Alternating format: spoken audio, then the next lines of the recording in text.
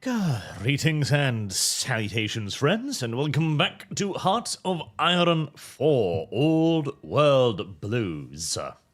As the Enclave this time, which is this the third requested faction for this game, and we've still got one more, Two Mothers, the thumbnail for which is already done, but do them in order of funding. So we're doing the Enclave next. And also, shout-outs to Last Stamford Bridge's top chatters, Brandon, the Metal Man, and Rubberlegs. Thank you very much, sirs. This is a mod of a mod, which, God, we're several layers deep at this point. For Old World Blues, that introduces the Enclave in a more proper form. Although, they don't start out with much, do they? They start out with 4 units of power armored dudes and a unit of auxiliaries. You know, this reminds me of that one Hearts of Iron 3 DLC. I don't remember what it was called, but Hearts of Iron 3 had a piece of DLC, which was for basically Germany exclusive, right? Where they added in an ass ton of special events and effects to Germany, including a unit card with a little face on it. And as the unit became more veteran, the unit card's face would change from like a fresh-faced young boy at a green recruit to a grizzled old veteran at maximum veterancy. That was actually pretty cool. I really liked that mod, but, well, since it was a mod of the game, nobody else could really mod it, and so all of the games that made the, mod that game good was no longer compatible with that thing, so that was kind of awful. You made an official mod of the game that broke all the other mods of the game, therefore making the official mod of the game inferior to simply modding the game. Strange position that we managed to get ourselves in with Paradox games at this point, honestly. Anyways, what have we got here then? So we've got power armor, which is good. That is a pretty huge deal. We have... what's our cutoff? We've got... Really? We've got basic and primitive support and infantry? Really? We've got nothing sophisticated? I'm mildly shocked by that, but very well. Ooh, tribal. I haven't seen this before. Cybernetics? This too is new. Okay, well. Start with research, first and foremost, and basic economy.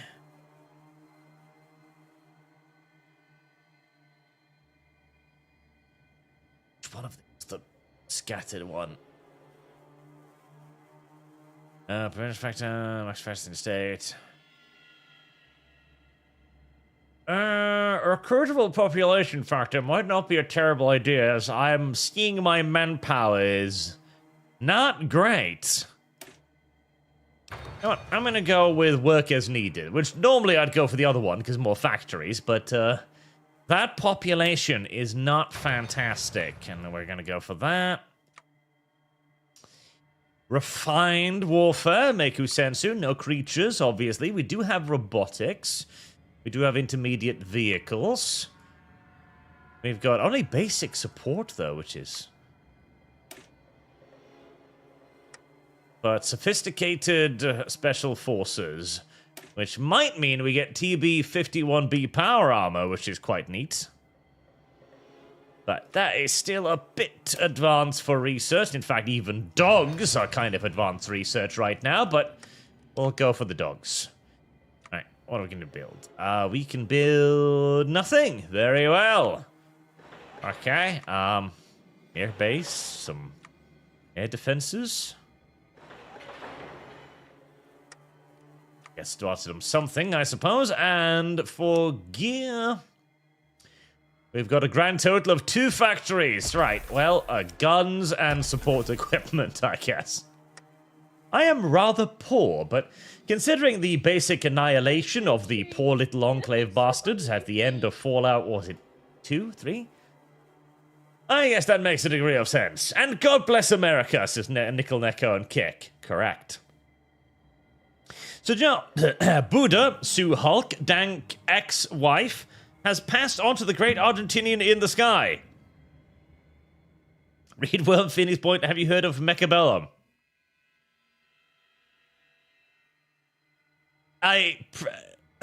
You syntax that in a way that makes it sound like his ex-wife has died. But I saw on Twitter that it was Buddha, the dog, who had died. Which is still tragic, but theoretically less so than the ex-wife, I guess. I think. Right? Would that be? I hope so. And yes, Premzik, we are fixing America. Alright, what do we got? I'm presuming this is going to expand into something a pinch more sizable than this. Begin with our first focus tree. And add that to Phoenix Point as well. Yeah. Right, well, I don't have much in the way of warfare potential, but what I do have is pretty good. I know how the cap system works. Oh, to some extent. The last bastion of freedom. When the rig was destroyed, the last hope of America laid at Navarro, and the Brotherhood and NCR saw to it that the American dream was to be snuffed out. With many standing on the edge of despair, the toughest soldiers of the Enclave, Sergeant Major Dornan, rallied what few troops he could muster and... 3 divisions... 500 men... I don't have 500 manpower. Keep using Versabird. I got bad manpower. Game base was 7%. Vertibirds. Vertibirds, please. I don't even know if I can support... Okay, I can support 1 unit of 50 vertibirds. Right, nice. And to be sure, that is actually really powerful. Remember, in this game, any form of air power is a huge deal. And even like just, you know, scouting kites is a big advantage. Having access to 50 actual gunships, pretty big deal. The hopes of a free and fair election were quickly ruined by the reality of just how divided the Sierra Army Depot was. The divisions between the purist and reformer seemed to sneak its way into every facet of what could be called the society of the depot. It seemed that every man, woman, and child had an opinion regarding the various differences between the two factions.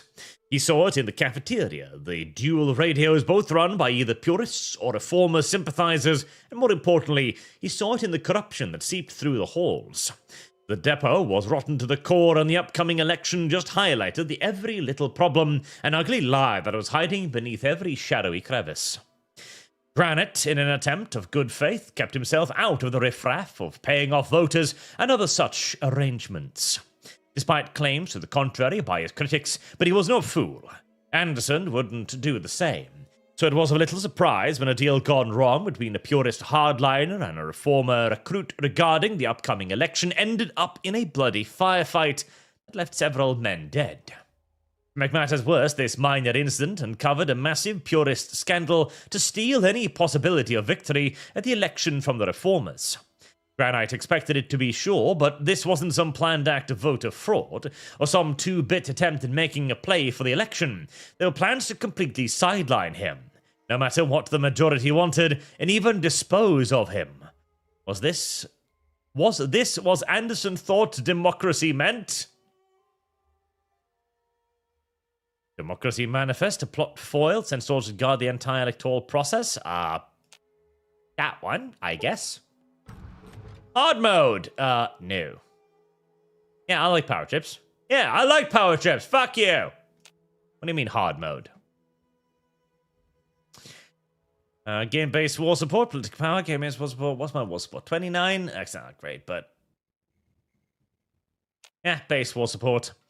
In the lair of the bear.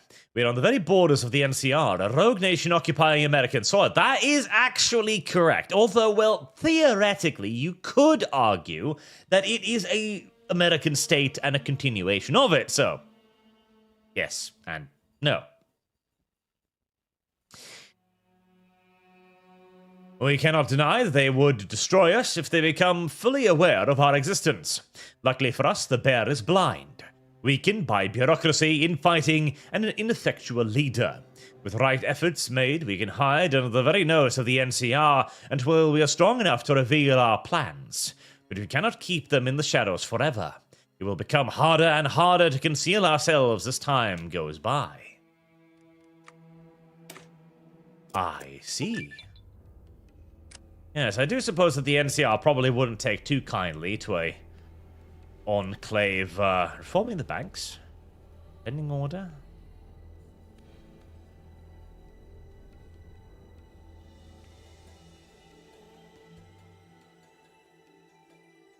I don't know what most of this means right now.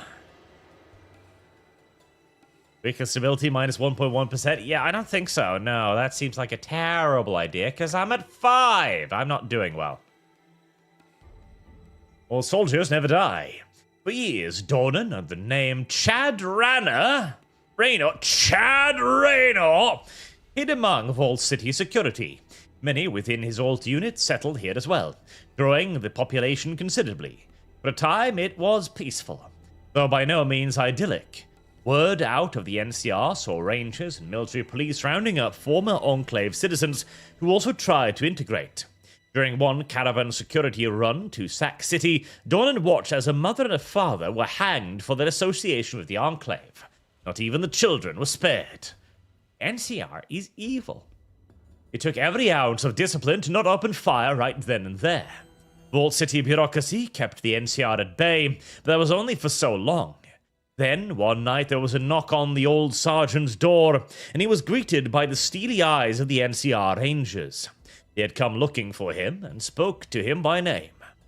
It was an intense fight, but by the end of it, there were 2 dead NCR Rangers, and Dornan knew his time was up. Come on, political power. 70 units of advanced power armor. Come on, power, because... 75 units of power armor sounds great, but I don't have anybody to put in those suits of power armor, so... It came for him, they'll come for the rest. At the height of the Enclave's power, Dornan had the distinct privilege of leading his own unit. Something unheard of, being he was a non-commissioned officer. Yeah, that is weird. Why would you... Sergeant. That's stupid. However, Dornan's Rangers ranked aside the Devil's Brigade and Granite Company in terms of effectiveness. When Navarro fell, they of course rallied behind the most feared and respected man in the Enclave. Yet as time wore on and the dream of America flickered out, they moved on. Though many settled in Vault City when Dornan arrived, at the house his second-in-command, fists bloody from the encounter, they all knew they were no longer safe. The two went door to door, knowing the hour was coming. That night saw an exodus, Dornan doing his last act as Chad Raynor to get them through. They made their way to an abandoned pre-war base off near New Reno. It was long abandoned, and few actually knew of its exact location, but Dornan did. As the family settled into the pre-war bases, only the one thing was on their minds. Future for the children, ready for it. Base sport game. Yeah, base stability. Base stability and manpower. Cool, okay, that's a little better. That's a little better. I like that. I have some manpower now. Happen to be anything here that boosts my population?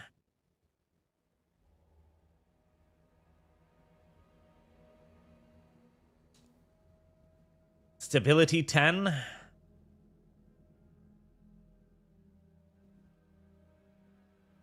Political power 15.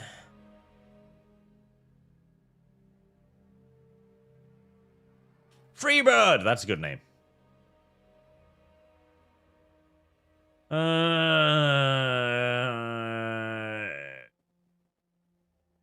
I do like the sound of the elites. Benjamin Curling, you may be appointed. Sons and Daughters of Liberty. What? God, we are going heavy on the story, aren't we? I'm reading a visual novel again. A new generation of Americans. Time, however, had marched on. Dornan's cropped black hair had turned silver white, and even his best officers grew weary with age. Yet among the numbers were not serious of all... We're not a series of... Hold on. Syntax! But a new generation, sired by the Enclave of old. Many were taught the basics of survival. Others were taught how to be soldiers. Many of the older ones here tonight were rangers, and they had taught their children well. They had come of age being taught... Stop using taught! Of the Enclave of America and their heritage. Dornan... Kill yourself. Then looked to the families huddling around the center of the depot. Even if a few said the Enclave was dead or the American dream was gone, they weren't going to give up. Not this time. Enclave of the future, the American future. Nah, fuck America. Enclave is America. The Enclave is America, and you know it. The Sierra Enclave. Using old codes and working endlessly to get the radio running, the refugees from Vault City began broadcasting from afar.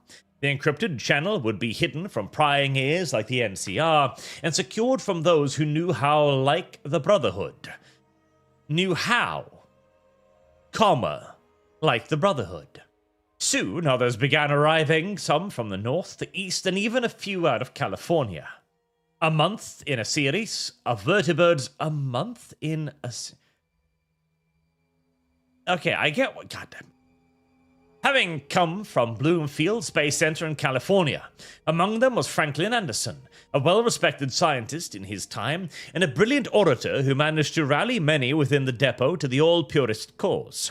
Whilst others chafed under the words, no one could argue it played to the Enclave's desire for revenge.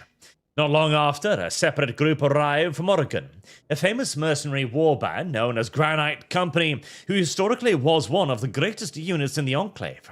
While Granite Sr. passed away not long ago, his son Douglas Granite had taken over, and while Anderson made fiery retorts of vengeance for the purity of America, Granite made whimpering pussy sounds, ignored by all.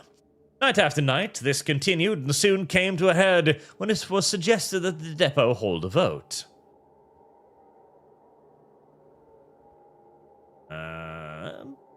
Political power.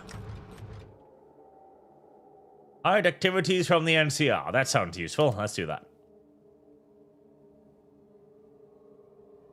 Military Theory Committee. I like the sound of that too, and I'm going to be regenerating that command power, so might as well. Right, so we are the last scattered remnants of the Enclave beginning to rally and figuring out what exactly rallying looks like. Demand tribute! No, I have power armor. You get fucked.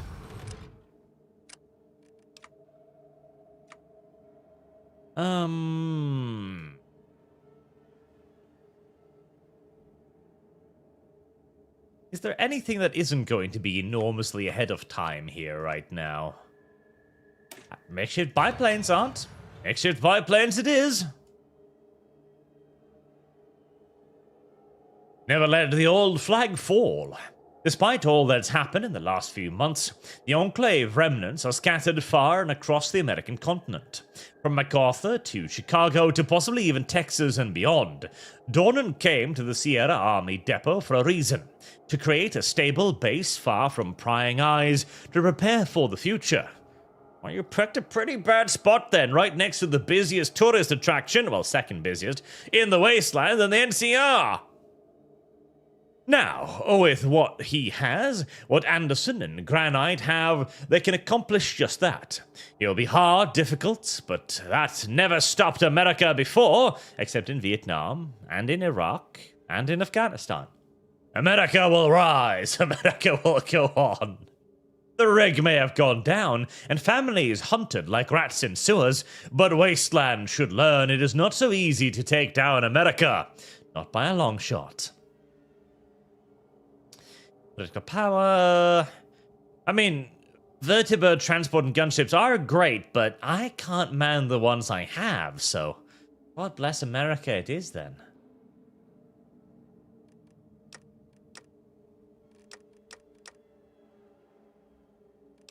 It'd be kind of nice.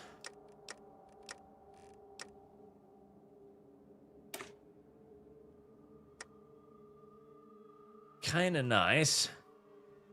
Ah, I can't train anything. Never mind.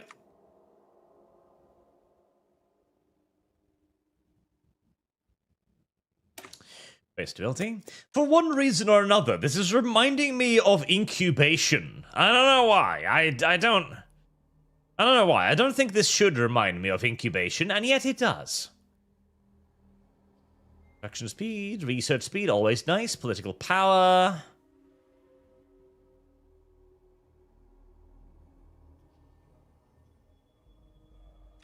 Political power is always good.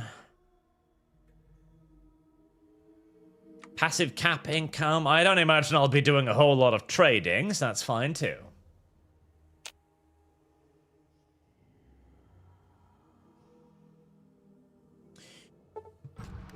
Complaints about rations.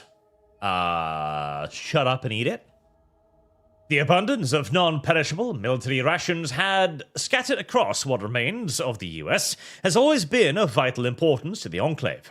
The hydroponic facilities at our base are not always able to keep up to demand, and we hardly have the manpower to send out to till the fields. This leaves us at the mercy of the logistic officers of 200 years ago. However, it appears some form of mislabeling has resulted in the Sierra Army Depot being stocked with a century's supply of hard Russian cheeses.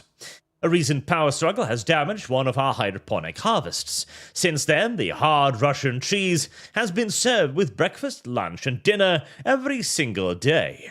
This has caused some disgruntled personnel, chief amongst them lead scientist Thomas Kesselhut, to accuse the cooks of a lack of skill and creativity and demand we ban the Russian cheese.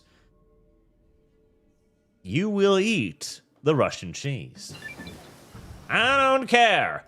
You will eat the Russian cheese. Oh, there we go. Intermediate support tech, sophisticated military. There we go. I was going to be a little bit upset if I was stuck with fucking tribal tech as the enclave of all factions. That is a lot of research speed.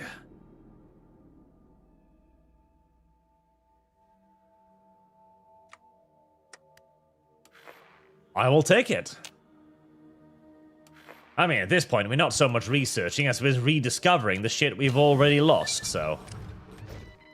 I suppose that makes a great degree of sense. And resistors?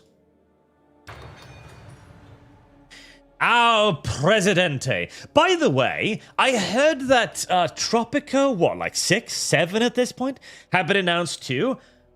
I kind of want that. I own Tropico 5. I've never played it. I've had to. I'm gonna sneeze. I've never played it. It's one of those games I bought because I loved all of the previous Tropicos, and so I bought it, and I never found a time to play it, and it's just sitting in my account, untouched. Our Presidente. Sergeant Dornan is well respected by both the Reformer and Purist faction within the Enclave. Nonetheless, neither see him as a viable president and have presented their own candidate. The Purists have selected Franklin Anderson as their candidate, while the Reformers are led by Douglas Granite. It appears the Purist faction has the advantage, but the support of the Sergeant could still tip the scale in favor of the reporters. Franklin Anderson, of course. Puritanicalism has always been the guiding light of any decent civilization.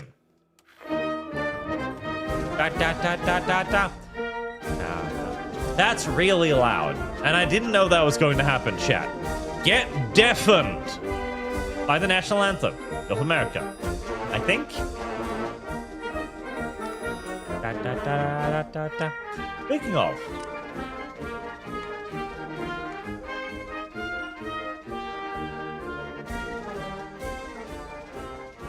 Ba, ba, ba.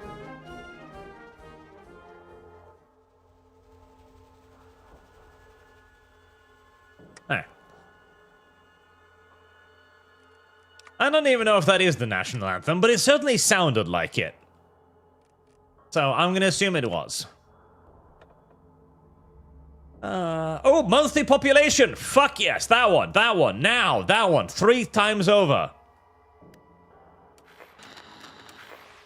Chaos in the Navarro territories. Northeast California burns today as after a skirmish between Van Graft mercenaries and Xi settlers in the coastal city of Fusang left 21 dead. Order has collapsed in the NCR's Navarro territories. Settlers aligned with the Xi and the tribals of the regions have both taken up arms against the local garrison, successfully taking control of the east and south of the frontier territory in what has been dubbed the Navarro Crisis. As the Xi, NCR, and Eureka furiously debate intervention, open warfare in Navarro is expected to commence, an event which will pose a serious threat to diplomatic relations between the 3 factions, no matter the outcome. Wow! Fusang Bong! The Fusang Wong, led by Jackie Chan! Literally, I'm pretty sure that is just Jackie Chan, the dragon. Our Presidente. Anderson has passed. Dr. Anderson was a prominent member of the Enclave's Chemical Corps. Unit 571? Damn, I want to vote for him even harder now. Formerly involved in several secret projects during the presidency of Dick Richardson. Dick. President Dick. I like that. That's a good name. It's a strong name. Notably, the FEV experiment of Mariposa and the creation of Frank Horrigan. He managed to survive the destruction of the rig, as the good doctor was sent with other mid-level members of the Enclave to oversee operations at Vandenberg Air Force Base to oversee further development of the FEV Curling 2. He garnered support when his team learned of the destruction of the rig and the siege of Navarro.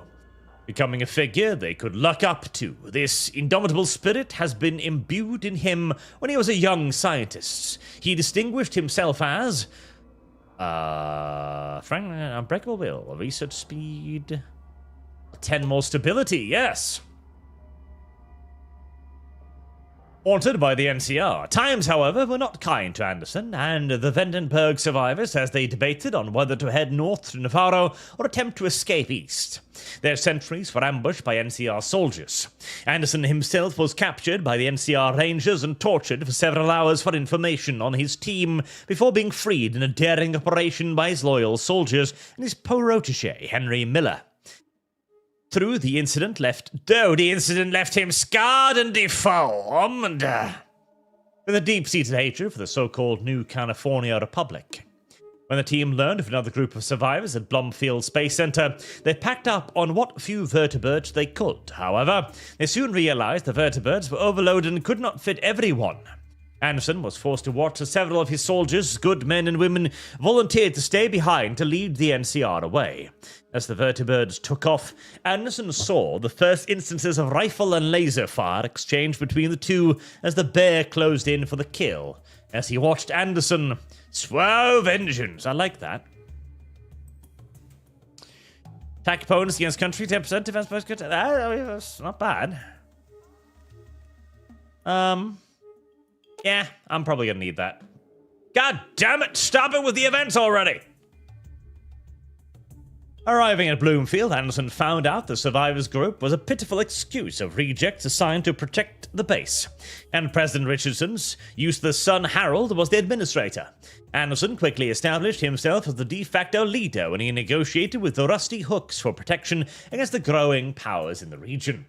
Despite his distaste dealing with mutants, the small Enclave garrison could never hope to stand against the larger threats in Arizona and Mexico. We're not in Mexico. Anderson was disgusted by the Rusty Hooks' behavior and was appalled at what these mutants were capable of. His beliefs were hardened as he watched their depravity, but using them was necessary until Anderson could get rockets working. These were not civilized people, these were animals. Bloodthirsty animals. To this, Anderson thought they needed to be put down. Correct. Their fate was to be lab rats. I actually like that better. Yes, lab rats. Yes, I like that. Learn brevity. Of course, nothing must last forever. Despite Anderson and his team's best efforts, they were never able to get Bloomfield operational, though they did gain an understanding of how pre-war satellite communications worked. There was just never enough time or material to work with. As soon as new threats emerged out of Flagstaff, the Legion began its march to conquer all of Arizona, and the Rusty Hooks were in their sights. But few envoys were sent out to the Legion never returned, and the Rusty Hooks began demanding that Anderson and his survivors help them in fighting the Legion. Desperate for answer, it was only the signal from the Sierra Army depot that saved them from certain destruction. Even with age taking its toll on Anderson, he managed to rally the Vandenberg survivors and Bloomfield garrison and evacuate the spaceport, with Anderson noted for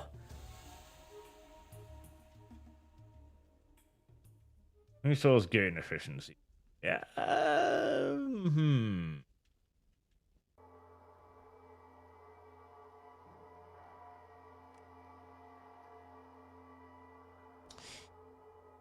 Stability. Stability is always useful. The Great Utah Raids! Brevity! Flying north of the Legion, their charted path was taking them through Utah, over southern Idaho and Oregon, and into northern Nevada, completely avoiding the NCR by a wide margin. During the flight, however, it was discovered that several of their transport vertebrates had consumed more fuel than anticipated, and they were forced to conduct an emergency landing. Stranded in northeastern Utah, they extracted information from several captured caravans and learned 3 raiders groups in the area had the capacity to produce vertebrate fuel substitutes. One was the road-raging raiders called the 80s. Next was a group of survivalists operating out of an old train station to the north. And the third was a railroad hub to the south that had recently been taken over by a massive tribe called the Whitelegs. Looking over the options, Anderson asked for volunteers most by a show of hands. The target was the Whitelegs, infantry weapons. Yeah, instant weapons. Anderson arriving in the Sierra Army depot. Anderson, with his years of experience and near cult-like following he had garnered, took many of the old and wary members of the Enclave into the depot by storm. Since his return to freedom, he has championed the ideals of the Enclave of old: purity, supremacy, and the re-establishment of America. His rhetoric on mutants, hardened by years of witnessing the so-called civilizations they create, first-hand labeled with resounding success with those in the depot who were tired of living under fear of persecution by the NCR, and patronized by others for their status. Now, with his vote secured as president of the Enclave, he and his rhetoric are already ready. He and his syntax. American humanity into a brave new future. God bless America. And no one else. That's true.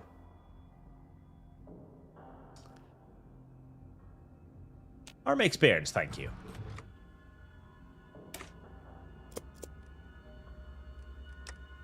See, I think that could afford me something.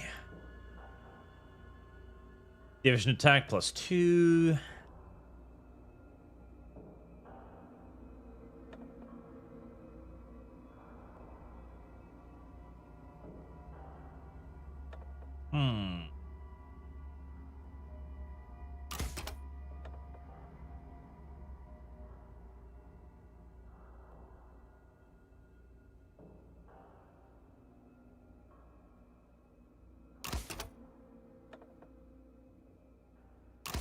And there's an attack.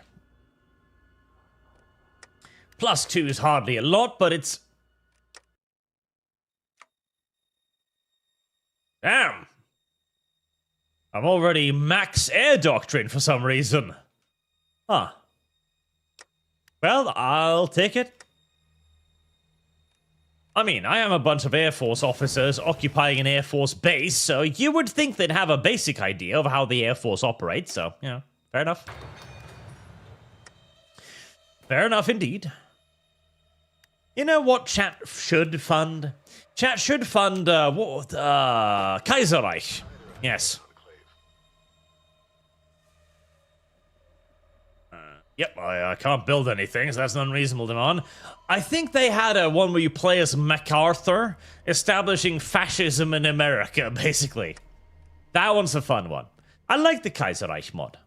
Not as much as I like Black Ice. I prefer Black Ice. Black Ice is a better mod, mechanically. But Kaiserreich does have a pretty cool little story. Lawless Wasteland. One of the less desired aspects of the purist playthrough is Lawless Wasteland. The much-hated mechanic wants the territory in cloud control. Von Ressa just flips out to Lawless Wasteland. Old mechanic. That sounds awful. Fuck you. Cornerstone of the Enclave. I am deeply humbled that all of you have put your continued faith in me as President of these United States. Perhaps my old heart can go on a few more years and continue to deliver us from the evil of the mutant. Anson addressed the assembled members of the Enclave, confident in the future of the Enclave, the future of America, and the future of the human race. Richardson was a kind soul, a gentle soul, but he was too lenient on the mutant, too generous. He only wished to cure them, to end their suffering. We saw how that turned out. Our gracious hand was extended to those who wallowed on the mainland, and they nearly killed the very dream of America and its inhabitants. I respected Anderson, and to this day look to his words for guidance. However, we are passing through one of the greatest revolutions in the annals of the world, in the history of our race. We need to take up the laser, plasma, and vertebrate. You can't pick up a vertebrate, that's stupid. To lay low as it exists among us, the proper status of the mutant in our form of civilization, our nation rests upon the great truth that the mutant is not equal to mankind, that slavery and subordination is its natural and normal condition. This is our enclave, last nation of the human world, based upon this great physical, philosophical, and moral truth. In point of material wealth and resources, the mutant greatly outnumbers us. In terms of skill, science, and determination, we are greatly in advance of them. Mankind will not suffer his indignation, this upset to the natural laws of the world. Political power. The mutant is indeed inferior. It is true. It is well known. It is known, Khaleesi. Stability.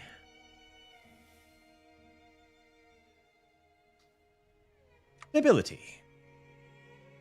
I like stability. Spec Ops attack. Power armor attack, that one. I like power armor, and I would like more of it, if at all possible.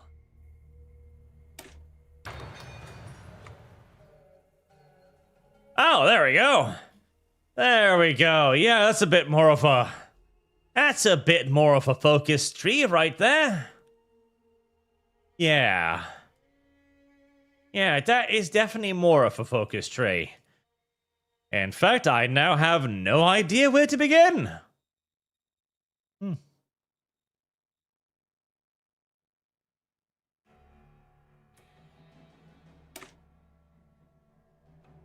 About 80%.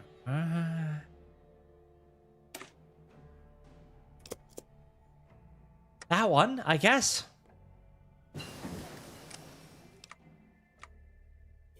Listen, it's very simple.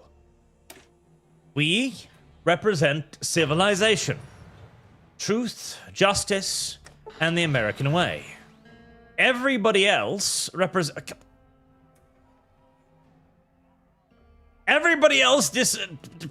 everything else and needs to be purged.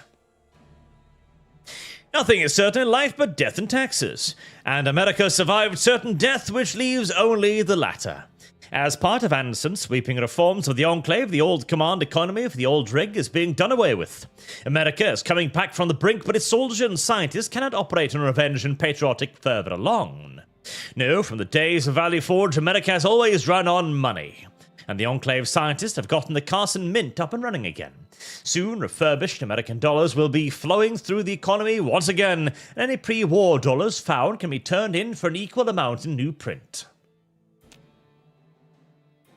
Disloyalty.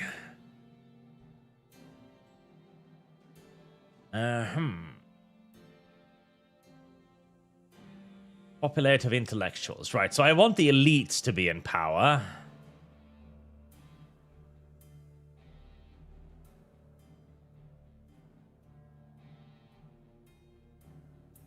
Reformers are intellectuals, eh? Okay, yeah, don't boost them.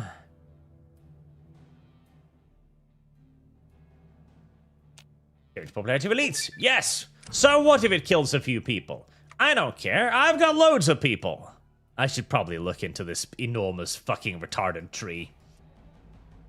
Our old allies. Before the rig's destruction, we contracted with one of the new Reno crime families, the Salvadors, trading drugs for weapons. Whilst it was a time-honored tradition, their family was kicked out of New Reno after their plot was uncovered. Even plasma rifles can't stop a mob of angry thugs and mob enforcers. Since their exile, their remnants have been living on the outskirts of New Reno, with the heads of the family themselves headed north to outrun Mr. Bishop. Now, those remnants, cut off and leadless, are desperate for protection. We can use them to bolster our numbers and divert the more scientifically minded of them to working on lesser projects, freeing our best for more important research.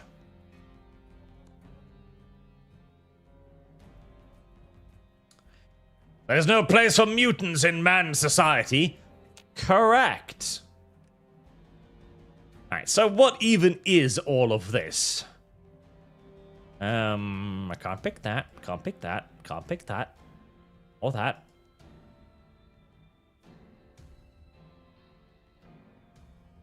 Strike the surface, remember the rig, remember the ammo, expand below.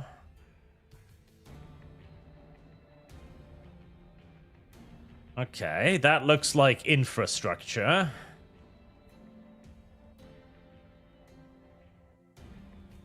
Multiplier. Special forces, good.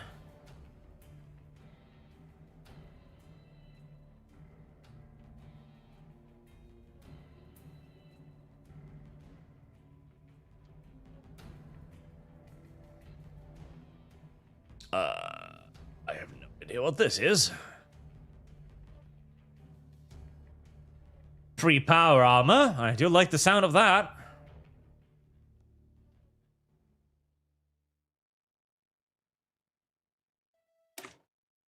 Here it says Intrepid. Ah. Okay. Take New Reno. Removes, gets that, removes the old unexpected, moving. Okay. Take New Reno. Ooh, I can train stuff now. Okay, I would like to, please. Yes, I would very much so like to train stuff now. Please, and thank you. I don't have any gear. Never mind then. Never mind. Never mind. Never mind indeed. I've got none of that. I probably would get some in New Reno, though. The fucking president's watching us like a hawk. That's a no one. Come on, soldier! Enclave here. I mean, I got power armor. Are you ready to wreck this yellow mare's fluttery buttery butt? I'm pretty sure I can take New Reno. And I have an ample supply of good commanders, too, which is always nice.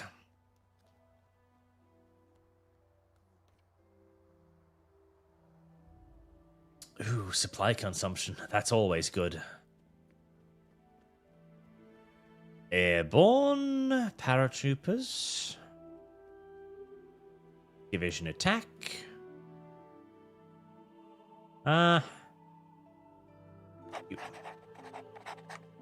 You look like you've got the largest number of decorations, and you get to be the boss man because you've got the make people eat less ability, which is a very good ability. Any of you give bonuses to power armor attack, perchance? Yeah, I should technically split them into power armor and normal dudes.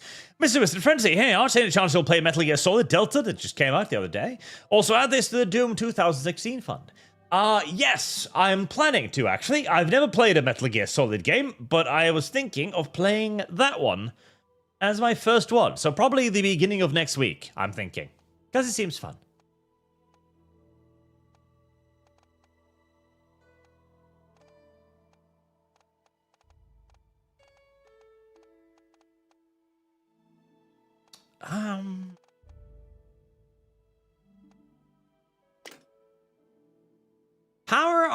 is Pain Train, I'm pretty sure.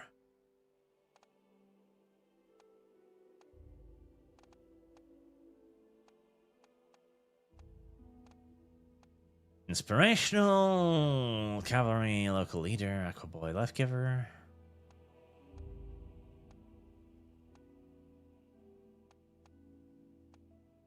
Yeah, so Pain Train would be the logical thing there. What else? Gun Nut. Gun Nut. Gun Nut would be good. Right. Let's go for the new arena then.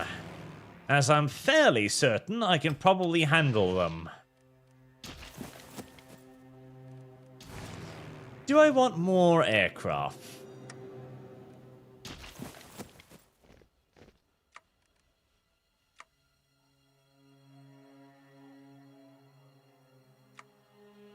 Yes. Yes, I do. Yes, I do. Yeah, but with the vertebrates, this should be more than enough.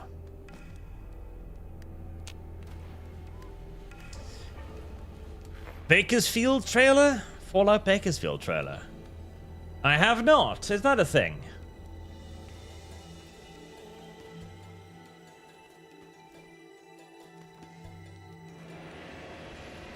Oh, right, yeah, the mod for Doom that he makes first-person Fallout. I did see a little bit of that. It does look kind of cute. It does look kind of cute. It does. But good old boomer shootery stuff.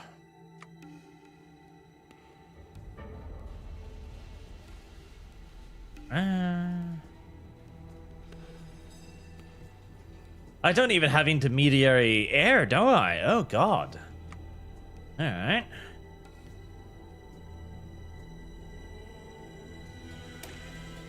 Urban patrol armor. Maybe it was wishful thinking or naivete that many thought life in the depot was going to go back to normal after the election. That couldn't be farther from the truth. Instead, things were only seeming to ramp up. Anderson had plans, big plans. His firebrand revanchist rhetoric had lit a fire under many to reclaim their past heritage, and first order of business was restoring the Enclave armed forces. The depot had begun transforming from a dilapidating ruin from the pre-war era to a rightful post-war fortress in its own right.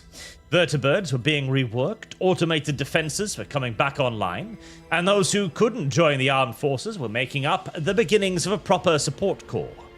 Said army, however, was anything but. While all identified as Enclave citizens now, those who had experience were all from different walks of life, from Granite's mercenary outfit to former Vault City security to Anderson's Bloomfield garrison. Even a small percentage of the oldest members of the third-generation Enclave since the rig fell. Barely older than 17 and had never even seen combat, let alone hold a laser rifle, as they all stood in a loose formation kept together by their seniors. A heavy set of power-armored footsteps approached. All looked to see Commander Sergeant Major Dawn taken to the pad and survey what could be explained as a formation. He had been given a simple task by the new president: train the next generation of American soldiers. The senior members began ushering everyone into a tighter formation, but one, a kid with half his uniform unbuttoned, stood off to the side. He had no interest in any of this, and his mother sent him here to have him learn manners. Dornan walked over, his demeanor eerily calm. "I'd get in formation, son." The kid looked at him and smirked. "I don't have to take orders from you, sir. You're not my dad." Yeah, I don't think that's how... You could hear a pin drop on the sound pad. Sound, no sound. I'm worried about what the sound is. What is the sound?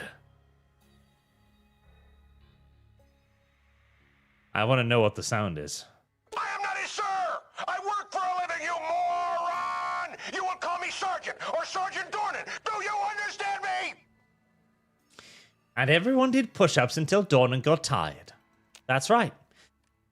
The NCOs get very upset if you call them sir. They don't like the implication that you recognize them instinctually as habitual cake eaters, and they tend to get aggressive around it. It's one of their weak points.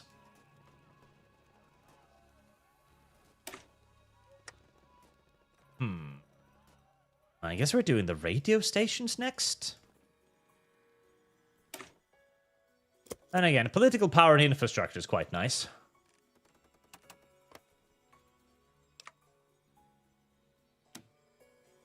Wow! Well, I mean, looking at what they've got and what I've got, I'm pretty sure this should be a fairly simple move forward and push the bad people out of the way kind of campaign. As if they elect to fight me. I suspect that 1, the power armor will be quite telling, and 2, the vertibirds will be, yep, there you go, 36 damage, yep. Basically, it's a question of the enemy picks a position, is, well, more correctly, is discovered in a position by the advancing Enclave forces. Then, once they have routed themselves to an objective, 100 gunships swoops down over their heads and obliterates literally anything and everything, and that's pretty much the end of the story, I'd imagine. Yeah, more or less. More or less exactly that.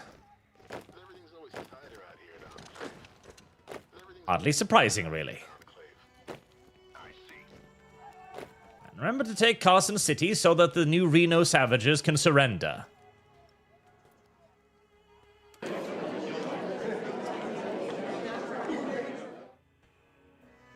Less captured weaponry than I'd hoped for, but I suppose I'll take it. Shroud Arch wants to know sound? The horror. The lawless wasteland. After the disaster on the Reg, the wasteland remains populated by freaks and mutants who perverted all that humanity holds dear. Given the few remaining humans who hold to the Enclave's cause, it is difficult to properly subjugate the monsters. We can set several different occupation policies, including one to exploit resources, and another which let us dismantle their so-called factories and relocate them to Sierra Army Depot via a decision. Set as perfect, transfer of course you run out of the facility.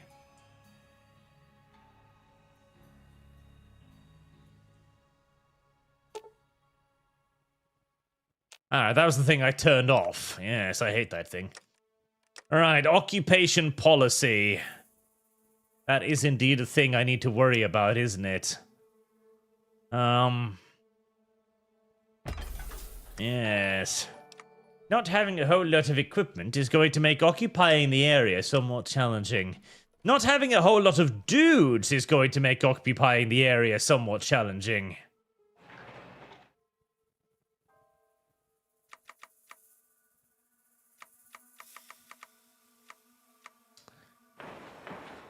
Not having a whole lot of factories is going to make it even more challenging. What's that button?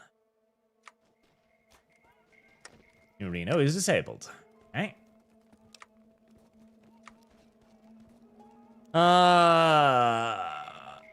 Wasteland pacifiers. No compliance gain, which means they will presumably increase in resistance.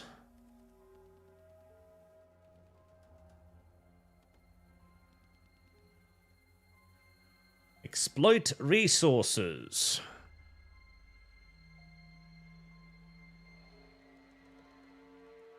To your capital. Okay.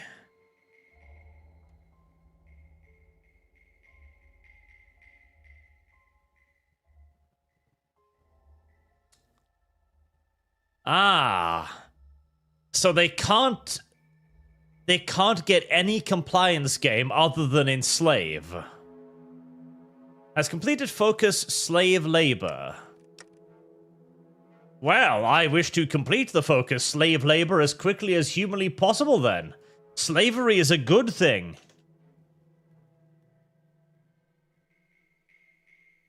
Ah, there it is. Slave labor. Right. Let us beeline in that direction then. More than 50% war support. Ugh. It's, well, not that far off. Slave labor is a good thing. We all know it is a good thing. It's just that certain weak, traitorous swine pig dogs along the lines of the usual traitors have convinced far too many people that slavery is somehow a negative, when it has never and will never be a negative. I don't want to fuck the Crimson Caravan. The Crimson Caravan are good people.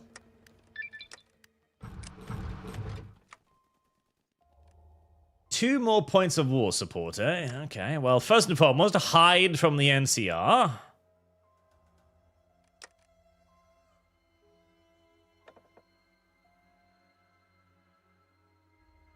Okay, war support. I don't like the daily political power, though.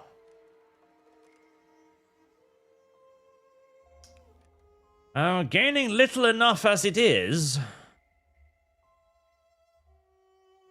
Interventionism, it's gonna have to be then. Clear out the natives. War support against Modok and Slags. Alright. Again, should be a pretty straightforward conflict, everything considered.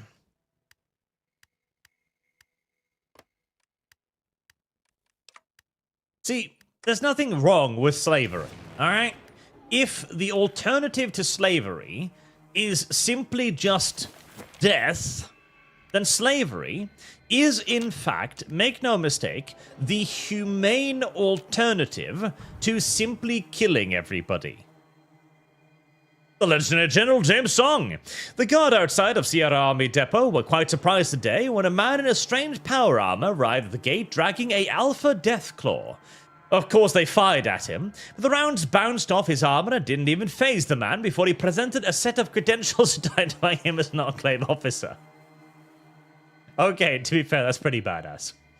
Checking what few records we have, we've identified him as none other than General James Song, who was last seen commanding the defense of Navarro against the combined assault of both the NCR and the Brotherhood.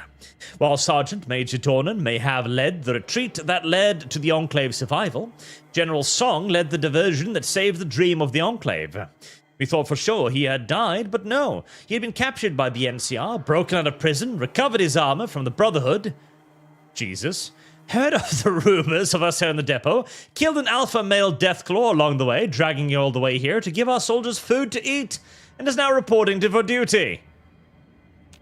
Who the hell is this? Fucking hell.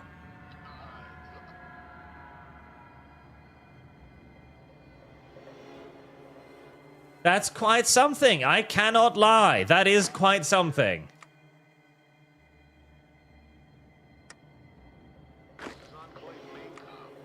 I feel like he should be given command immediately, but... I mean, I actually kind of like the logistic officer. You wouldn't happen to be a... Actually, no.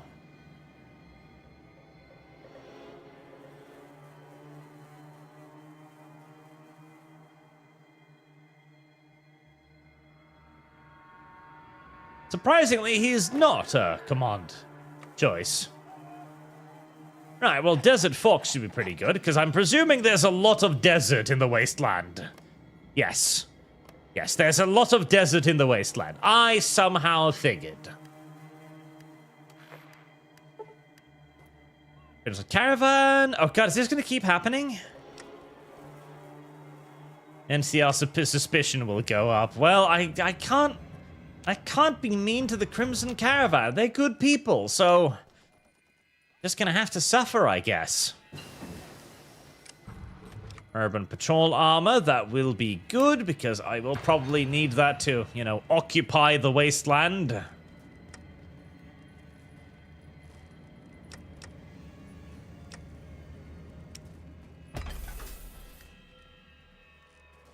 Right, 825. Right, I've got some auxiliaries now. Yes, get me 4 auxiliaries. That would be lovely. Sly Marpo, if I ever saw one. Says Prismazel and Kick. Yes, and Marksman! I'm sorry, I missed that. I was waiting here, and Arch wasn't here. Now Arch is here. What an event that has happened. What event will happen next? Do you feel more cultured now, Arch? You are mastering the African viewpoint. Listen. The African viewpoint does have certain things to commend it. Air attack.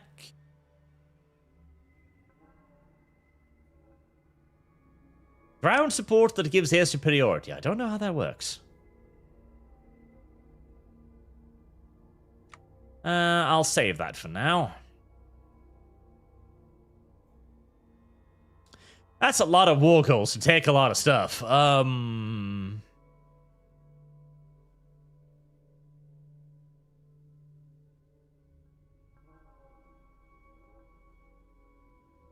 Research for robotics. Yeah, robotics would be nice, wouldn't it?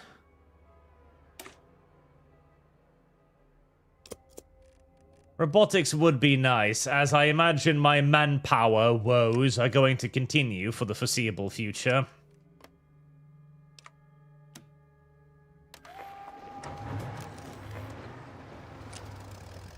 Onwards, my darlings!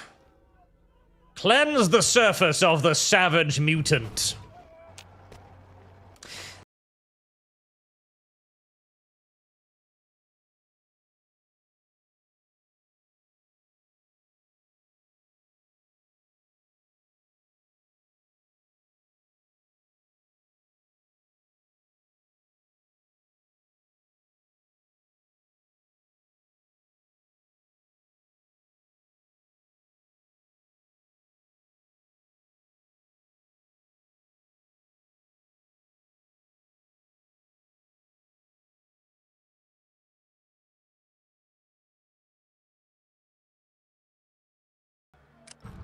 I was more or less going to anyways. I can't believe that Fallout predicted dev. That's genuinely amazing. Fallout predicted dev.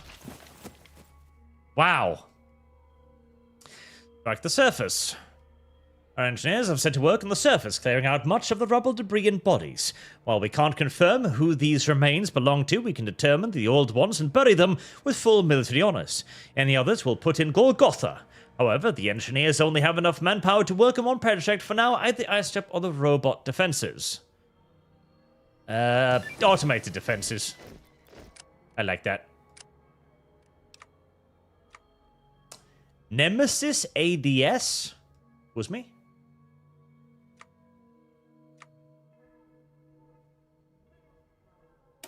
Yeah, I should probably research these things. And there was something else I was going to research that I forgot about.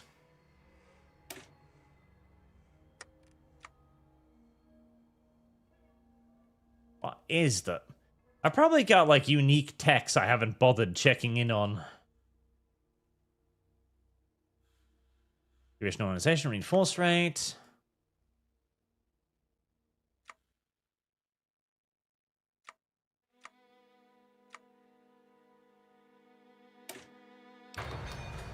Well, construction speed is always nice.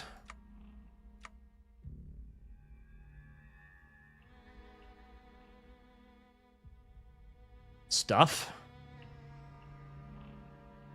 Miscellaneous.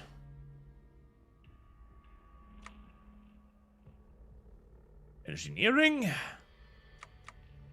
Industry. Oh, nice. Vault Healthcare. Monthly population 50%. That's nice.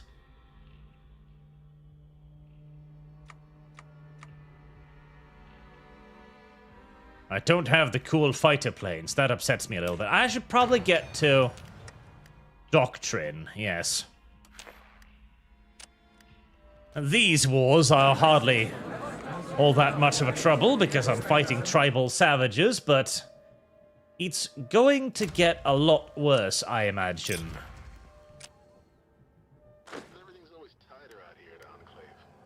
A lot worse. And at some point, I'm going to need to deal with the NCR, which is going to be a lot worse. Nemesis ADS. Well, I don't know what that is, but I hope it's useful. From the archives. Right, but slave labor. I needed slave labor, goddammit.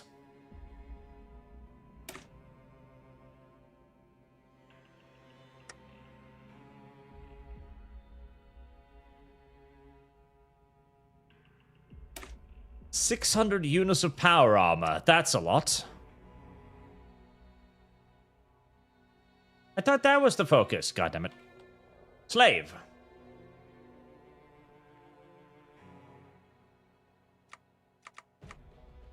Oh, they're slave labor. Gosh darn it. How do I get to that? Oh boy. Right. We're not getting slave labor anytime soon, I'm afraid. That's just not happening.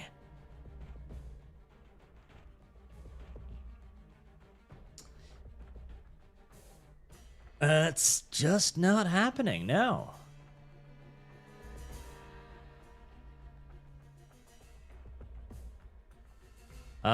Is there anything that will give me more manpower? Because, God, I need it. Alright, let's continue down this table for now, because I'm going to need that manpower. Like, really, really, really incredibly badly. That's going to cause me to lose a lot of dudes.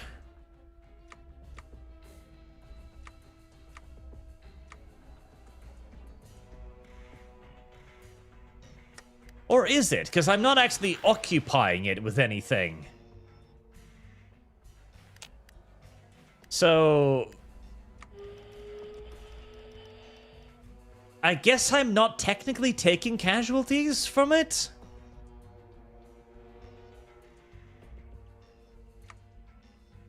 I'm not entirely sure how this is supposed to work. Because if I start taking loads of casualties from occupying territory, I'm pretty sure I'm just going to bleed to death very, very, very, very quickly. The Rangers, the NCR Rangers today have entered a new chapter into their existence. Since their integration into the NCR. Who cares? They're the enemy. Nobody gives a fuck about the enemy.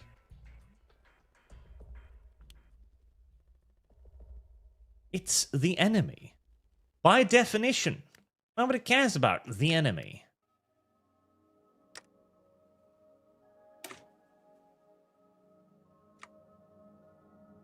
And if I give those dogs, that should be the best suppression effect.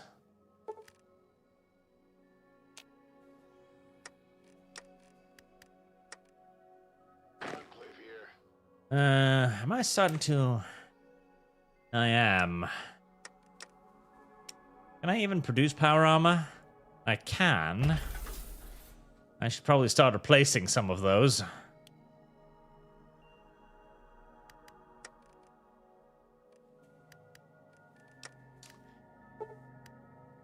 Uncivil civilian arrests. Compliance minus 10. Well, I can't build any compliance anyway, so I don't really care if they're not very compliant. There's no compliance to build, so why should I care about their compliance? Huh? Silly video game. Silly, silly, silly, silly, silly, silly video game.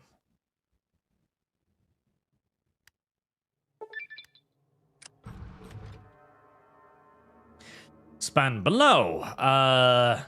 Excavation on lower levels begun, and to our surprise, we found a pre-war survivor, Private First Class Audie Dobbs of the US Army. He's been locked in stasis for the better part of 200 years. A scientist carefully initiated revival procedures to ensure he did not suffer post-cryonic syndrome and turn into a puddle of slime. After a few minutes of disorientation, he recovered fully, though is somewhat distraught after learning of the intervening 200 years. I'd imagine, yes. However, he is eager to return to service, being a loyal American soldier. CNC is a purebred genetic human. No one will object to his request. Our engineers are ready to begin excavation. They're only meant for one project currently. Knowledge, of course, then. Not base game. Oh, nice!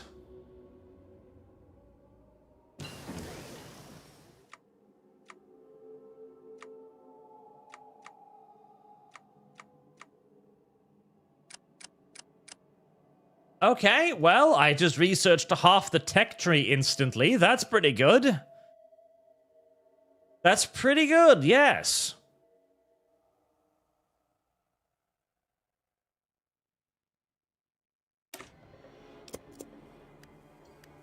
Right, well, apparently, that is a good tree to go down, as it turns out. Right, hold small speech. I do need to try and get my popularity up higher. That is a pretty good tree to go down, as it turns out.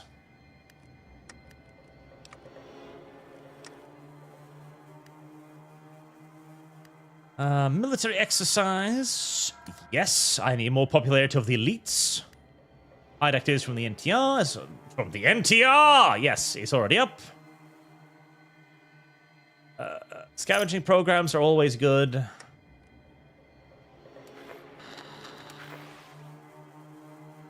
And new NCR. President.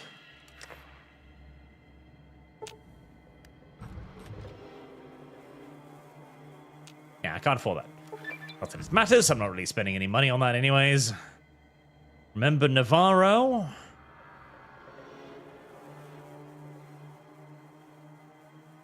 Okay, I can't continue down that line too long. I don't really want to conquer too many things, though, but...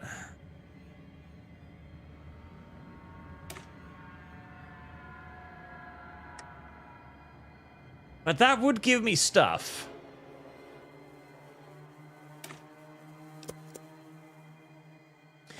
Remember the Rig. It was over 40 years ago that our friends and family on the Rigs were so cruelly killed by a mutant terrorist. Their lives and our dreams snuffed out in an instant in what we can only assume was a nuclear explosion. Yet we remain. Now is not the time for survivor's guilt. No, now is the time for action. Offer innovation or determination in the face of adversity. We must honor those whose lives were lost and pay respect and remember the Rig. Carry on its memory and dream forward into a glorious future. An American future, free of hardship and mutation, free of pain and suffering at the mutant's hand. Correct. Alright, so Yakuza, Echo Pass, Badland, Buckaroos.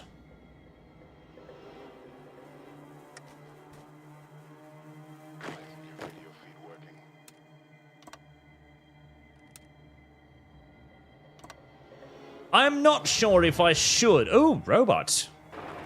Neato Cheeto.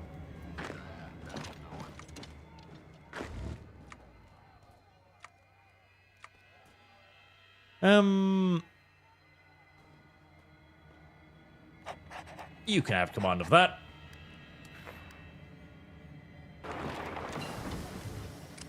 Tracking dogs. Right, I do need more agriculture, and I do have a 2 years ahead of time schedule thing there, so start researching that.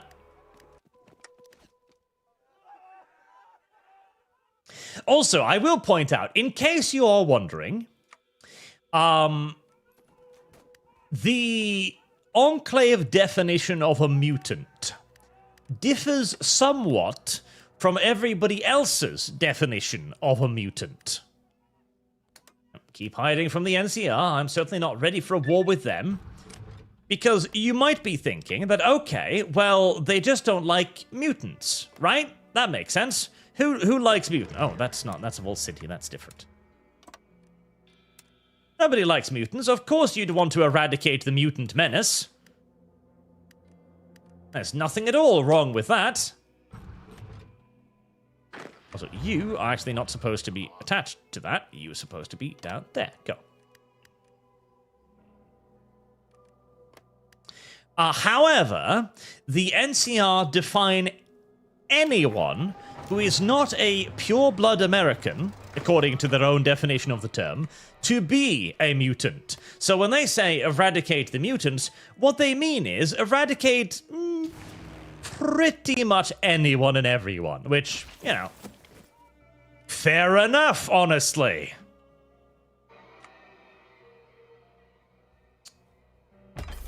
Advanced weaponry. Yes, my lack of access to... Oh, that's the Nemesis air defense system. Oh, okay. That's cute. It's basically an LAV with stingers on top. Neato Cheeto.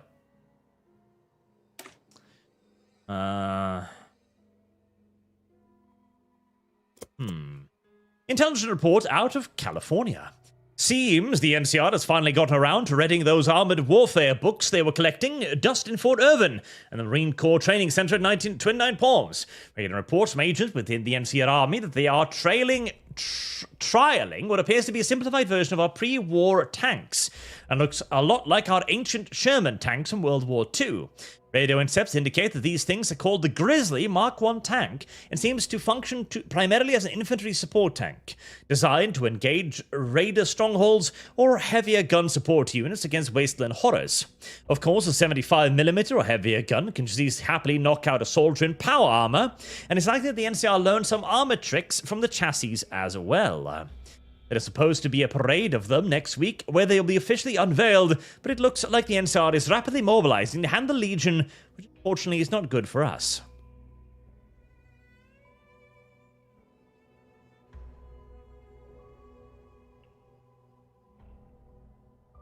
Wants 10 easy to defeat Tactor there. Wants 40 challenging as so I don't know if I do. So is this like difficulty options for me, I guess? Where I just spawn tanks? Oh, don't worry. The mod is... Okay, so this mod is clearly a little bit outdated. Because, don't worry, the NCR builds plenty of tanks without your interference. Don't worry about that. I'm guessing that this mod was basically created during a time when the NCR was like, it's in its infancy or something, where the entire Old World Blues mod was a lot more basic. Just don't worry, they make plenty of tanks. Don't worry about that. It kind of reminds me of Black Ice, because Black Ice, when you're fighting the Soviet Union, it will just spawn, like, entire divisions, like, dozens of divisions of super heavy armor for the Soviets. Like, we're talking entire divisions of fully mechanized IS-2s, right? In the middle of winter. That gets spicy real damn quick. Opportunity is a knock-in. When we look to Nevada, what we see is a disgusting rabble of mutation.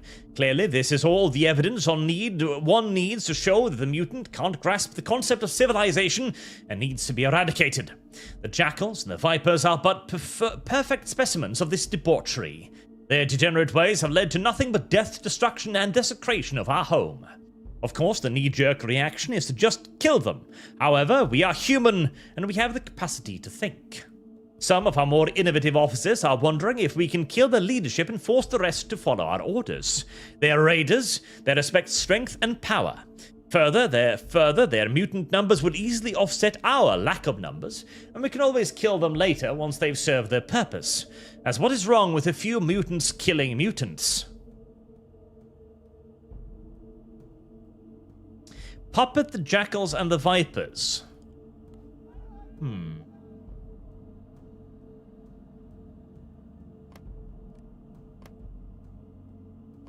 That's kind of cute.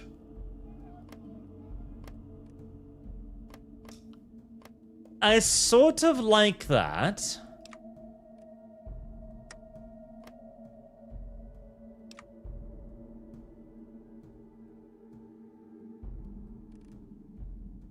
But at the same time, let's face it, you cannot negotiate with mutants. That simply isn't possible. And if you were to negotiate with mutants, it would only be a question of time until they stabbed you in the back anyway. Simple as. Simple as.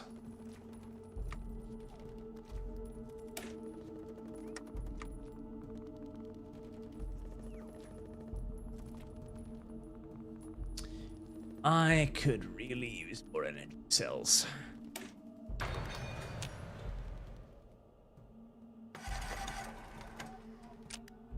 The Legion is doing its usual good stuff. Good, good.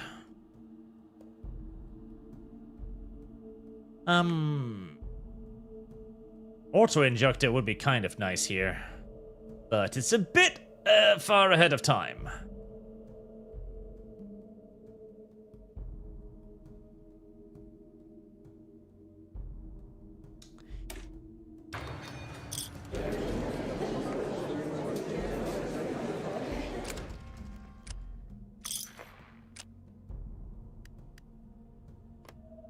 That's one. I think I've got... Yep, I've got a war goal against you too. Onwards to the next one.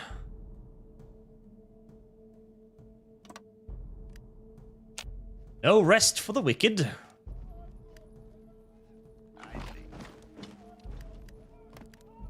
Nor for the wary. Keep on rolling. We must civilize this portion of the wasteland. For if not us, then who? Right, do I need to boost? I don't think I need to boost my popularity anymore. I think I'm already purging the opposition, which is, of course, what you should be doing in these cases. Production efficiency cap will be nice. Just produce more with what little I have. Douglas Granite desserts. Good. Good. Away with you, pathetic traitors. Weaklings incapable of doing what needs to be done to secure the continued existence of American civilization, not mutant. That's the problem with these softies.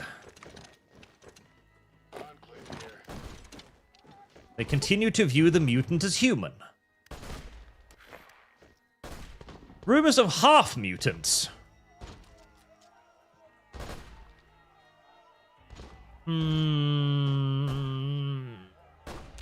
They are just rumors?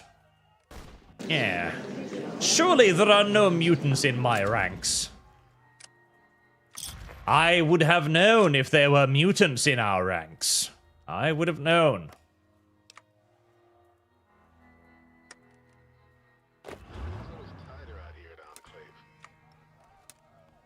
Right, you just deploy there and hold them.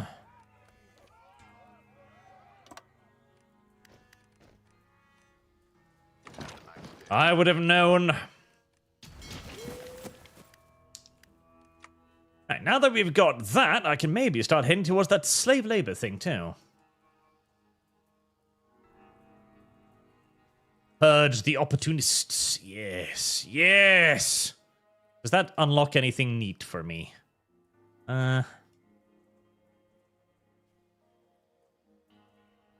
Not necessarily, no.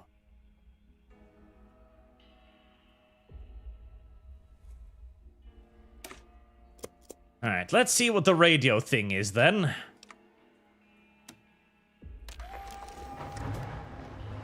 I really shouldn't be just grabbing shit when I have no real idea what to do with most of this stuff, but listen, it's never wrong to have more territory. Well, actually, that's not true. If it bleeds you to death from occupying it, then it is wrong to have more territory, but I'm assuming that it's going to be fine. That's what I'm going to assume. Presidential rig. Ah, manpower. See, it's perfect. Designated control station enclave, the presidential rig had been the crown jewel of the pre-war US government, the last major large-scale undersea oil deposit available. While it had been built in 2072, its sister platform, PR-001, had been built 20 years prior, built unwittingly over an underwater mesa. The platform failed to actually reach the oil deposit, given a false negative to Poseidon Energy and the world. When Control Station Enclave was being prepared to serve as our command and control station, the underwater mesa beneath PR-001 was designated an ideal location for a large vault complex. from the radiation of nuclear war, designated research station, blah blah blah blah blah blah blah blah blah blah blah blah blah blah blah blah blah blah. Base stability, please. Base stability is more important. I'm purging mutants here. You may bury me in fluff later. Maybe. Enclave here.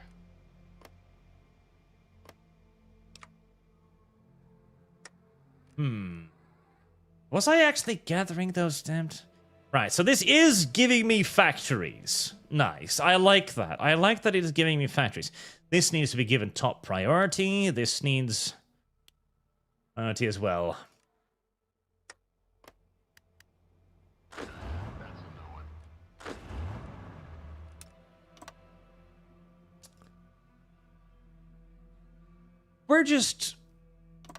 We're setting things up. Actually,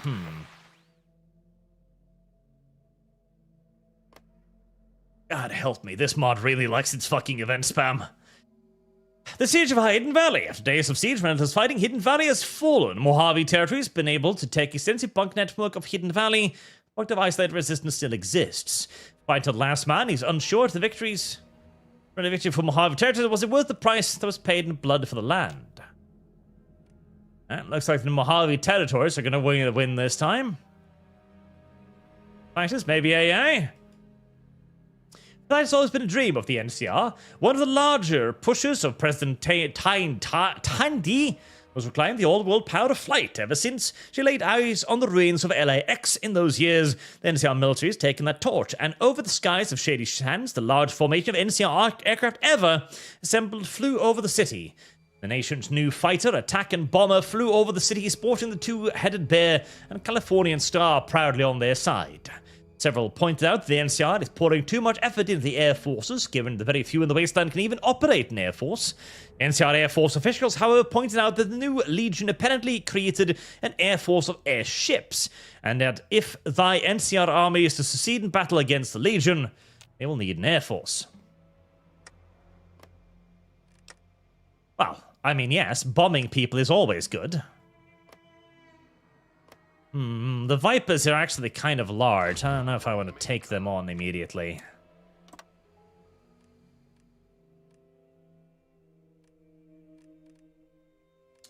The Yakuza are likely to be easier.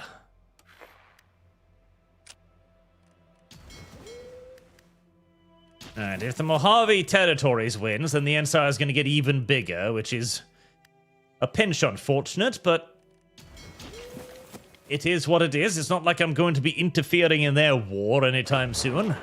Unless I want to die, and I don't.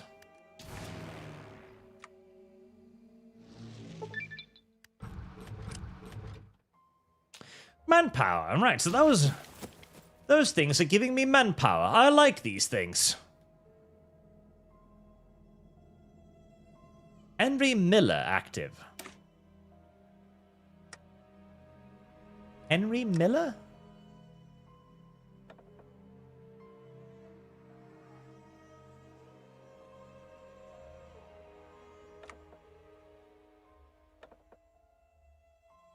Henry Miller.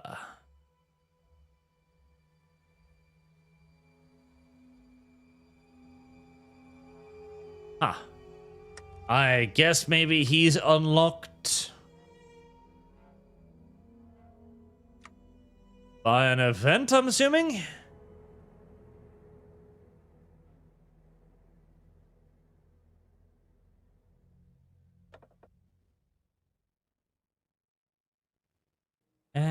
Grady Stewart.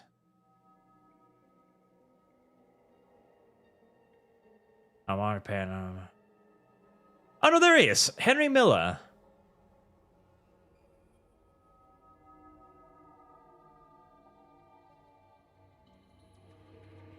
I mean, if the fucker unlocks an entire focus tree, that's kind of a big deal.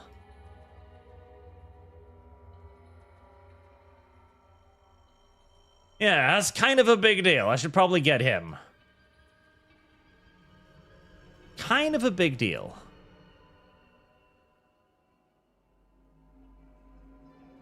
Dealing with the unclean. Ah, slave labor. Yes. Yes, dealing with the unclean. That's what I want. That's what I need.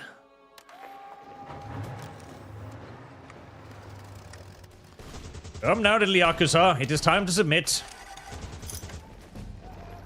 Fear not, I will allow some of you to live, because whilst we are pure-blooded white Americans, it is well known that the white American supremacists require a steady supply of Asian wives. So fear not, you will find a position as favored concubines under the new regime. You know, the whites and the yellows have a lovely alliance going over this, right? Because, listen here. For the yellows, the white is desirable. So if the Chinese win the great conflict in the future and enslave the West, then we will be kept as prized pets in Shanghai's penthouses. There are worse futures to be had. Simultaneously, if the West wins the great struggle ahead and enslaves the yellows, then they too will be highly valued as prized pets and companions. It's kind of great, really. It's kind of fantastic. It appears one of our vertebrate assault teams is going out of their way to inflict collateral damage on mutants during their patrols. Good!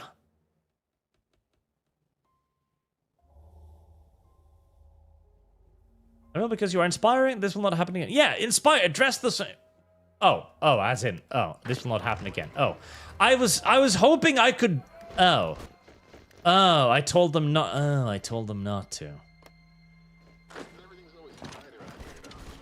Yeah, no, when I saw inspiring, what I thought was that I would go to them and go like, you boys are the future of the NCR. Remember, if the mutant runs, the mutant is a mutant. If the mutant stands still, it is a well-disciplined mutant. Either way, you should shoot them.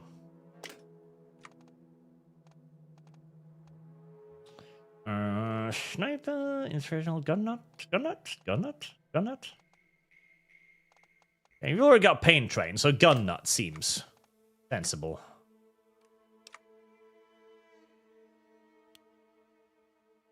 Right, slowly but surely beginning to replace losses there.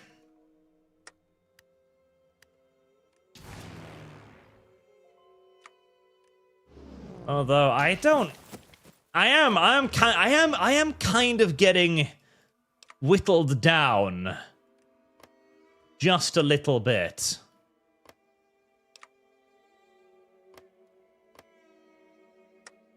All right, only the Vipers remain, huh?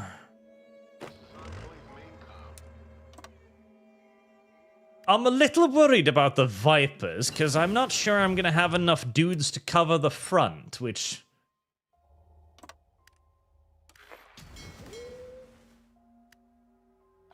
And then again, if they attack me, they'll just be destroyed by Vertibird, so...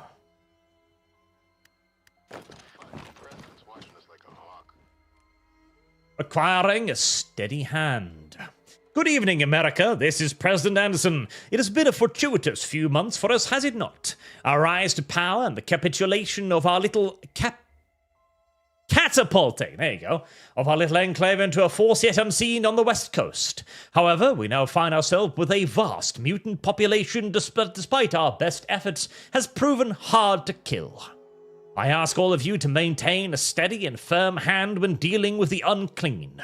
While they may look like you, have families like you, and even sound like you, they are mutants, freaks, abhorrent creations that we must see driven from these lands. I have directed our science division to expand efforts and research on how to deal with the mutants. But we cannot win on science alone. Everyone must do their part, and I expect nothing less from patriotic Americans. Remind the mutant of their place. Treat the mutant like a stray dog. And if one gets an attitude, report the beast to the authorities. Correct. And hey, that gets me a bonus resource slot too. In the eternal words of that guy whose video on me I did a stream on months ago, you need to be very well read to be a racist.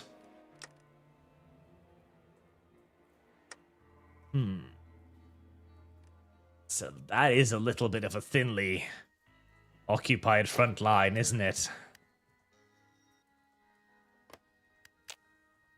And again, it's not like they have that much more stuff either. Why isn't your video feed working?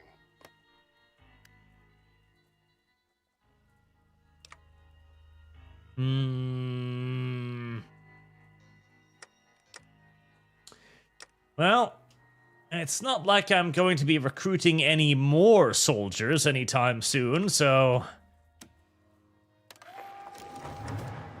I'll go for it. Now, make sure we've got the on thing running.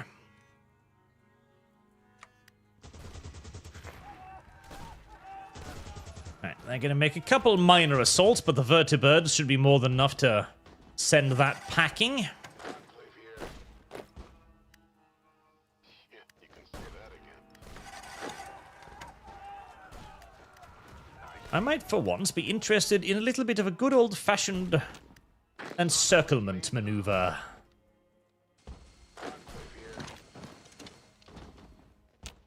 Just to cut down their perfidious numbers somewhat.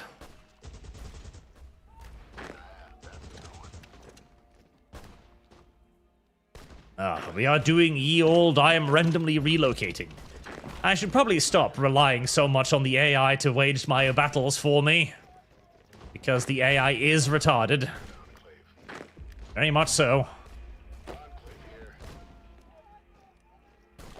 But I really like the attack bonuses it gives me too.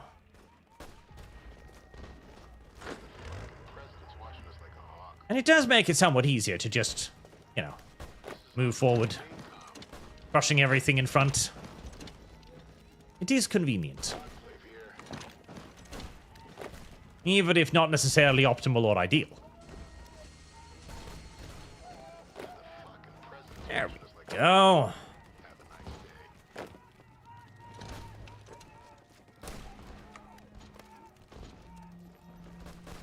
That'll take care of it.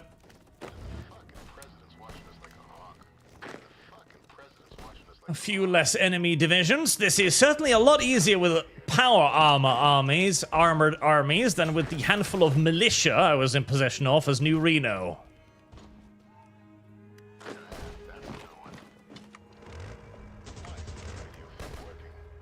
There. Excellent.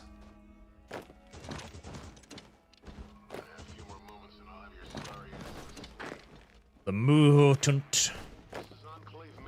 The filthy dog of the wasteland. The mangy canine creature.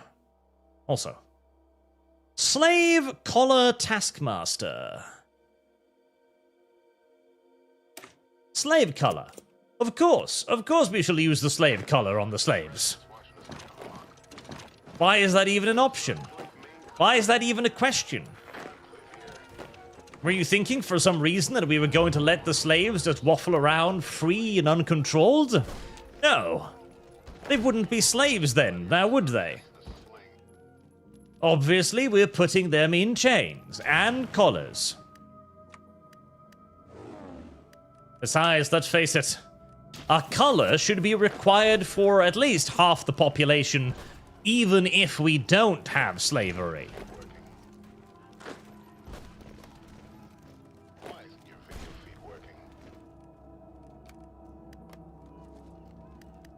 The Vipers are learning a valuable lesson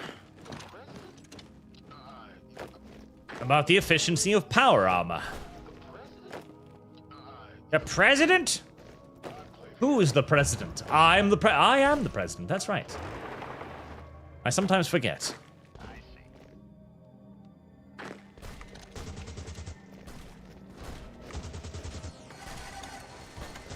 Poor little Vipers.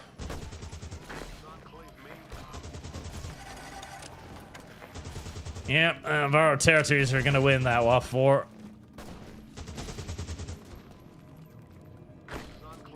Not ideal. That means I'm going to deal with a much bigger NCR, but honestly, considering how vastly huge they are compared to me anyways, whether or not I'd need to deal with an NCR that is slightly larger is, well, not really necessarily that relevant, honestly. God, I hate the new fucking air system that they introduced in Hearts of Iron 4. The old system was perfect. I don't know why they decided to change it, where you could simply just go, okay, I want my aircraft to hit this, and this area. Perfect. You just painted out the places you wanted to attack, and then your aircraft would operate in that specific area. It was ideal. Granted, it did lead to some, you know, gay fang dangling with strategic bombing campaigns, where you basically sought to sneak your aircraft past intercepting enemy fighters and other such gay nonsense, but that would have been far easier to fix instead of just dividing the air into arbitrary, unchangeable sectors for reasons unbeknownst to anyone sane. Slave collars. Right, I suppose we should start slavery now. Enslave locals. Yes.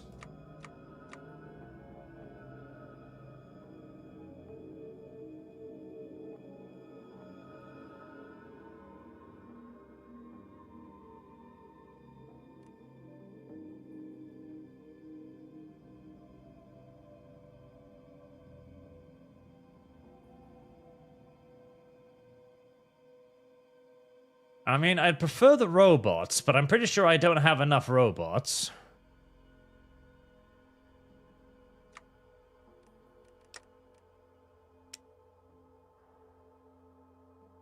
Can I even build robots? I can. Actually, 8,135.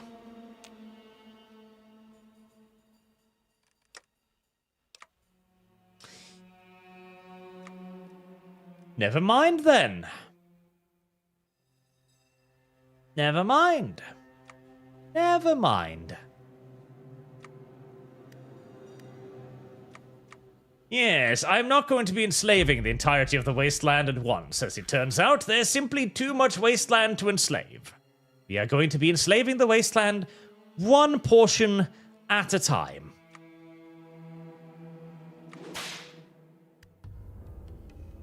That's how this is going to have to go. Even then, I'm probably not going to have anywhere near enough manpower.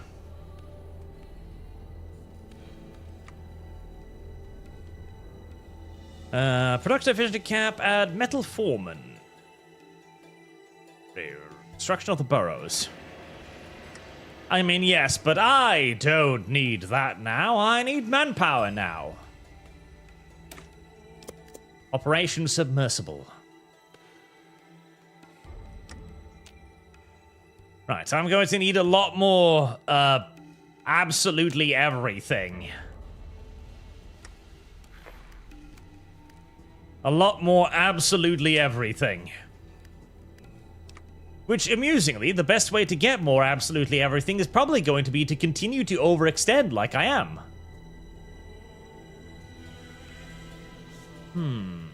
Reorganize remnants? Yes, yes.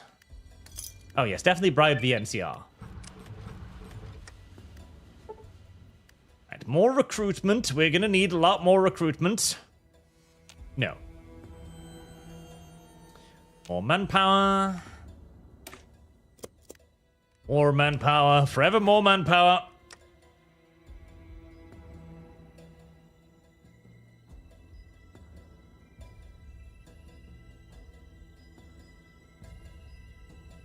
How is my 100%? Right, okay. I have 100% support. Right. Don't need to worry about that then.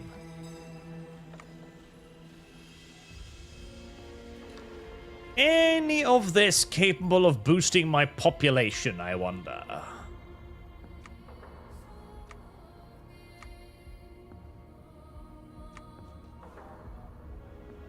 I don't think so, no.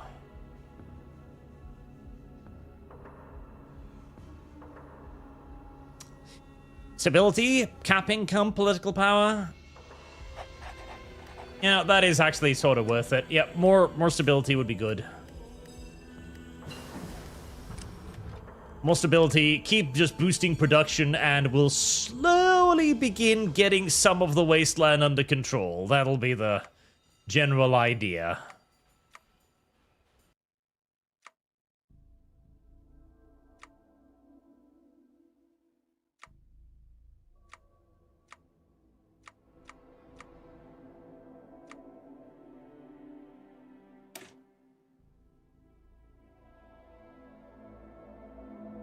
Bonus damage.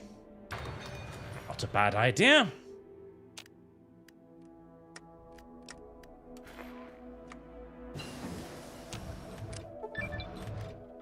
Reckon, oh, more manpower. Now what we got? Okay.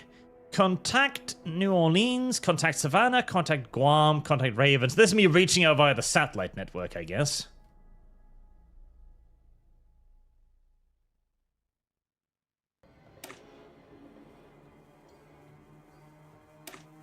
The Doctor's Vaults.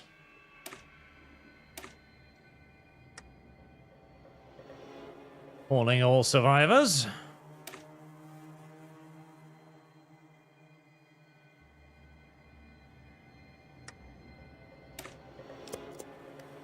Yeah, I mean, if there are people out there who could possibly be brought here for garrison duty, then that is what we will do. All of the buildings are getting broken all the time, which is tragic. Tree repairs? That sounds good. That sounds very good, actually.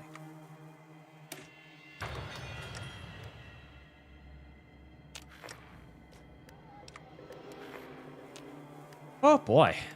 Well, at least I don't have to occupy them, so at least I'm not taking casualties directly. There's just a lot of very lawless territories. Very, very lawless territories. Alright, garrison. Okay, so yeah. Once eventually the majority of the population is enslaved, I can move forces out of there to occupy other areas. It's gonna take a while, but I think this will eventually get us safe. Yeah, let's just keep doing agriculture. I need the manpower. Agriculture, agriculture, agriculture, agriculture, agriculture. Yep, NCR 1 in Navarro. Contact Savannah. I should probably take Vault City as well. Not because I can occupy it, but because it's there. And I don't like how it's in the middle of everything.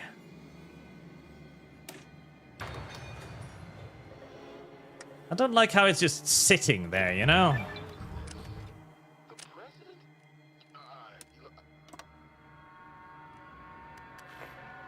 Almost smugly. As if it is mocking me. Selective criteria. What's not less than we need to look for like-minded splinters, not merely every APA clan trooper willing to wipe out a trading post.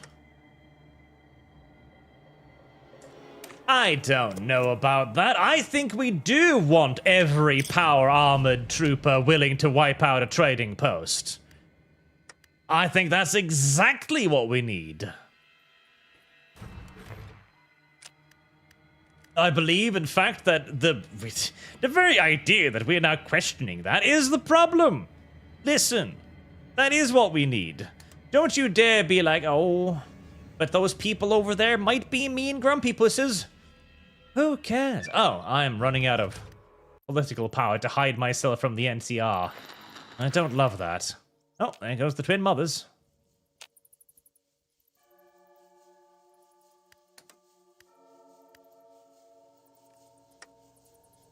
I'm not really ready for a war with the NCR yet, in case you were wondering.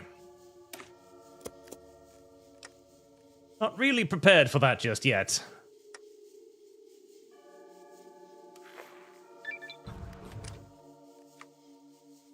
Yes, call all survivors. We're gonna need the manpower. I don't care if they're complete and utter crazed psychopaths. That is functionally irrelevant to me at this point.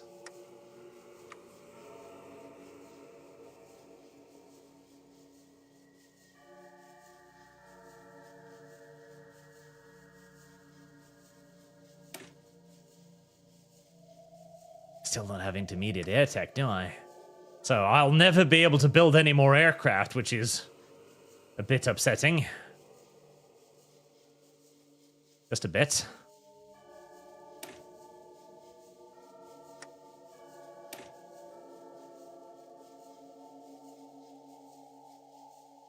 I have cruise missiles and these things.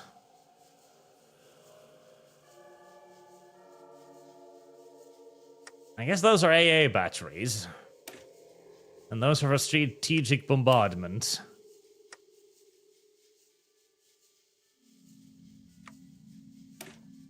Oh, I don't have the spare industrial capacity to build either one of those, so I'll worry about that later.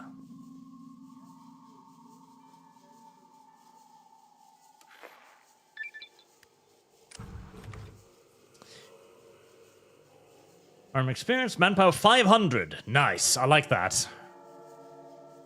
800? Transports. Yes, 800 manpower. Send to Arch, do you have spies to deal with the uprisings? NCR will definitely declare war for Vault City. They do that, do they? I don't think they actually have a... I don't know if they have an agreement yet. I don't think they do, so they might still be safe-ish. Still don't have enough energy cells either. And never will, I think. Survivors of the rig, nice. Manpower.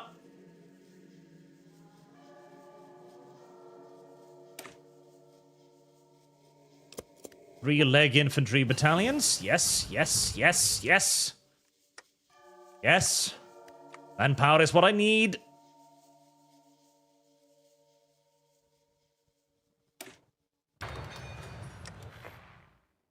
Manpower and free repairs.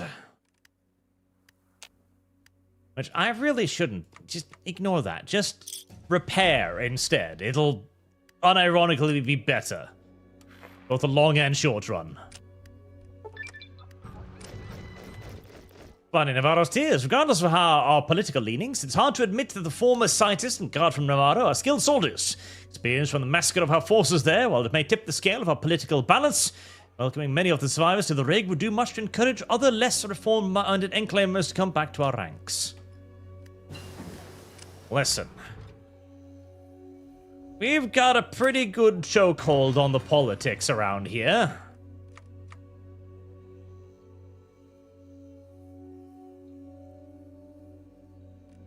Alright, 5,500. That's a lot better. That's a lot better.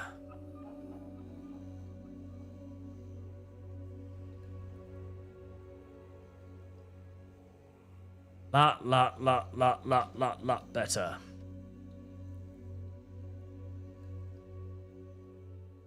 MacArthur uplink. Slave. Ooh.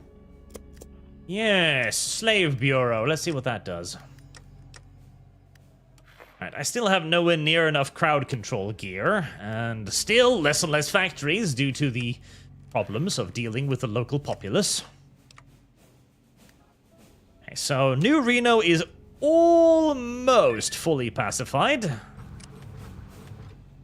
Den of Mutation and Misery. The den has been a focal point for slave trading throughout the so-called Big Circle a few years ago. According to those who took refuge in Vault City, there was a shake-up in Reno. The shake-up saw the Mordino family cast out of Reno, and they settled down in the den to rebuild their strength. However, the little mutant bastards kept attacking our outposts near the territory, and we're getting sick of it. We can easily just go up there and shoot them dead. However, we could just as easily persuade them to work for us, allowing us to profit off their slave trade, as well as providing some extra mutant muscle for our work against the NCR. The Den. Annex war goal against the Den.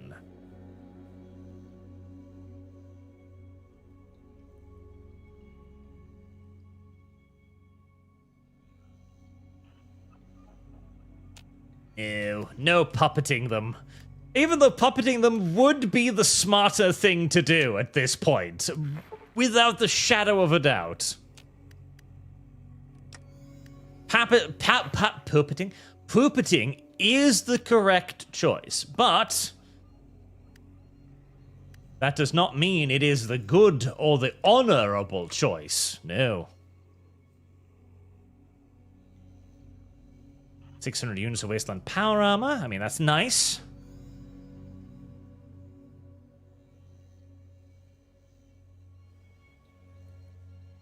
Power armor production cost, cover the archives, build lower levels. Common Wasteland power armor. Lots of power armor. Lots and lots and lots and lots and lots of power armor.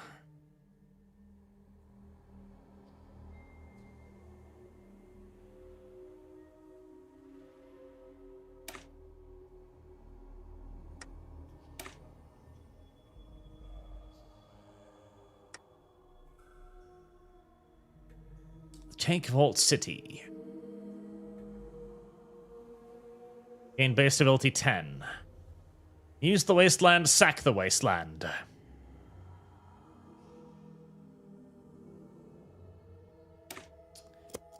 That one, definitely.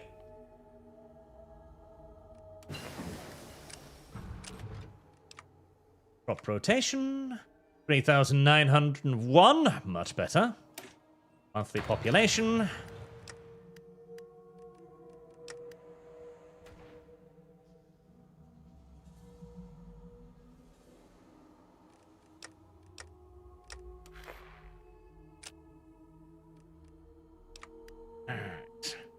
That place, Esmeralda Falls Silent, is just about 97, 99, 98, 99, 100. Right, New Reno is as pacified as it's going to be getting for the immediate future. 7.38.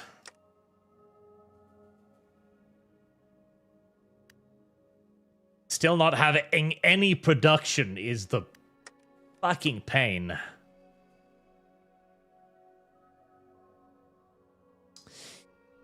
Take Vault City.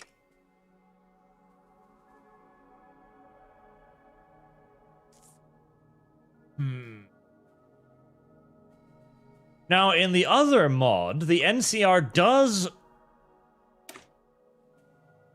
go to war for Vault City, but you have an option to also give it up, I seem to remember.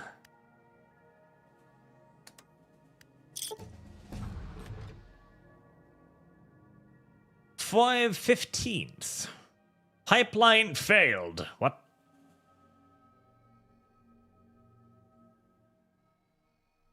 What is this? Full spectrum slavery, of course. How could you even ask me? Of course, full spectrum slavery. 2/15th, demand territory. What, a bunch of filthy bikers or something? Where? The 2/15th has the audacity to demand of us territory. How should we proceed? Well, I know how we should proceed. In fact, there's not much of a question involved in that. I really don't want more territory to handle, but if they're gonna be little douchebags about it, then so be it. Do I even have any equipment to train anybody with at this point? I think I do.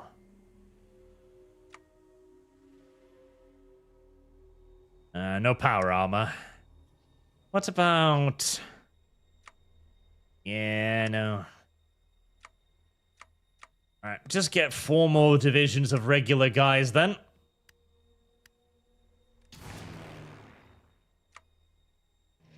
I'm getting worried by the fact that I'm constantly losing a few vertibirds here and there, and I don't seem to have any opportunity to replenish them. Psych 2, 789, Arch playing my mod was not on my 2025 bingo. Really? Did you make this? That's pretty fucking awesome, dude. That's pretty great. We will deal with it. Return disrupted territory. No. If you want it, you're gonna have to come get it.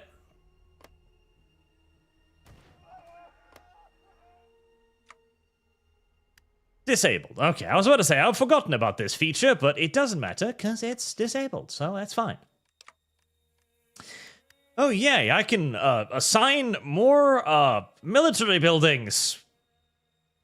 Yay! Maybe once I've disabled some more Wastelanders, I can actually make use of some of that, but that's not today. Alright, New Reno is calming down, I guess.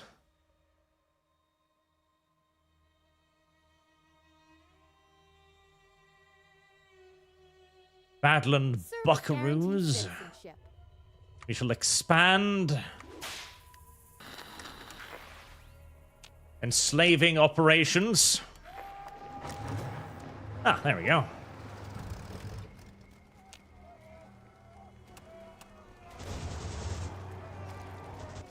Well, they're making a good showing of it to begin with. Very impressive, very impressive. Except, I suppose, for the part where they were stopped in their tracks instantly and then gunned down. Except for that part. Except for that part, everything else was pretty impressive. Alright, well, Vault City has found itself a reprieve.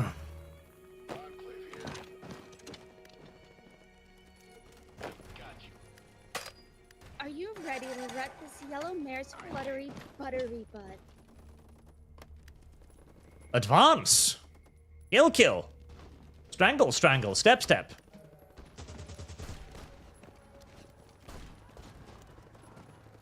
Satcom uplink, counterpolitical. Don't need that just yet, but eventually.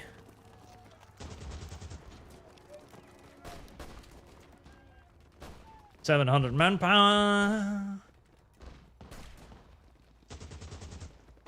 One leg infantry platoon, 3,000 manpower. I mean, right now, I don't have enough gear to equip the manpower I get, so I guess instead we continue down here, maybe pick up some power armor. Darklight Zero, what do you know about Hegelian dialects? Nothing? Not off the top of my head. The term, isn't it? I'm sure if I looked it up, I'd get a decent idea of what it was. Well, I've heard of the term, and I think I've even looked it up before. The NCR holds off against the Legion for a while longer.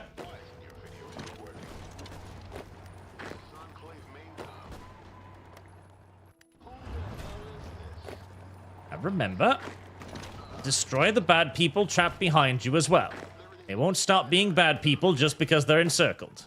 In fact, if anything, that is likely to encourage them to be badder people.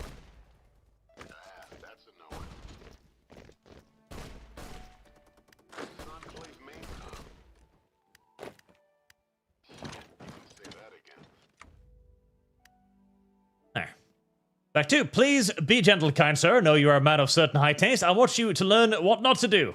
Warning, it snowballs hard. I would imagine.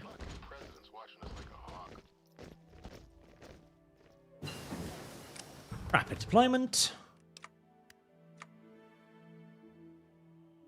Intricate support, marching fire. Breakthrough. Oh, breakthrough. Breakthrough is always the best.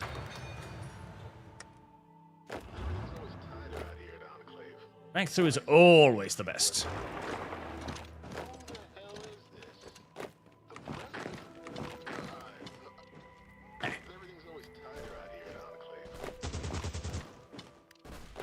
And I think that's probably the 250, 215. There you go. Dealt with. I don't know why they would want to start a war under these circumstances. It seems silly, but who knows the mind of the mutant?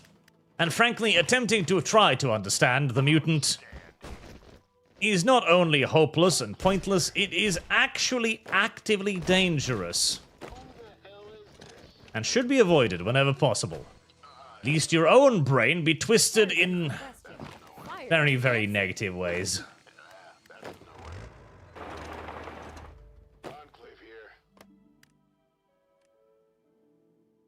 Now, manpower. How am I doing on the production front? 832 minus. Right. That's gonna take a while still.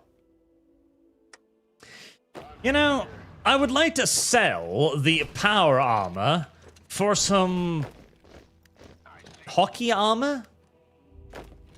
I'd like that more. I'd like a mechanic where I could trade in my power armor for batons and cudgels. As right now, that would be a infinitely more valuable resource to me.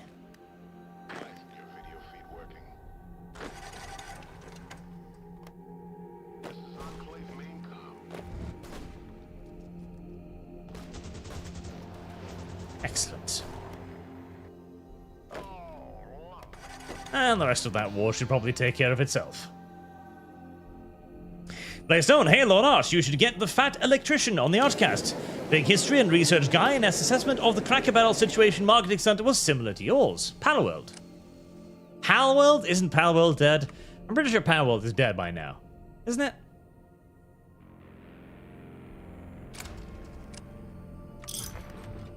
Hasn't it been sued into the ground by Nintendo already? Actually, don't know. I heard the latest thing was that, well, latest, months ago, that they had allegedly removed flying creatures from the game. Or their ability to fly, more correctly. Due, supposedly, to the Nintendo lawsuit. Which is not great news, because that means that Nintendo now, theoretically, technically, somehow, has a patent on flying mounts. Which I don't really like the sound of. That sounds retarded to me, and I don't like it. Brain solidization would be nice. I have 100,000. I've got just enough. Do I need that to bribe the NCR, though?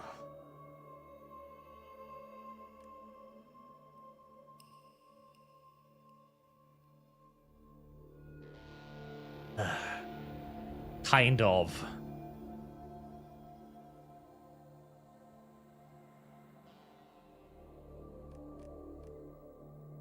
Yeah, as much as I would like grain solicitation, I don't think it's worth the risk of pissing off the NCR. I need to save that for bribes. At 215th, since you are going to be far more calm and collected, we're going to occupy you, even if that will yet again reduce the amount of fucking hockey pads we have on hand.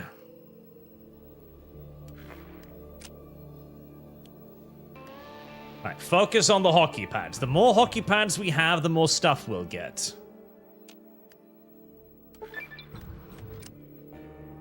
Remember the Navarro.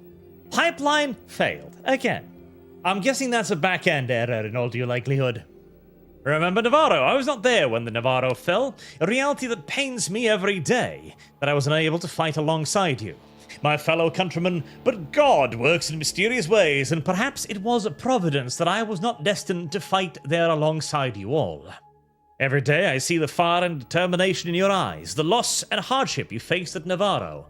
I will not pretend to understand, I will not pretend to comprehend. What I will do, however, is promise you that we will avenge Navarro. We will raise the stars and stripes high over your former base once more, that the Enclave shall return, and right the wrong of this past transgression, and teach the mutant what happens when you mess with America.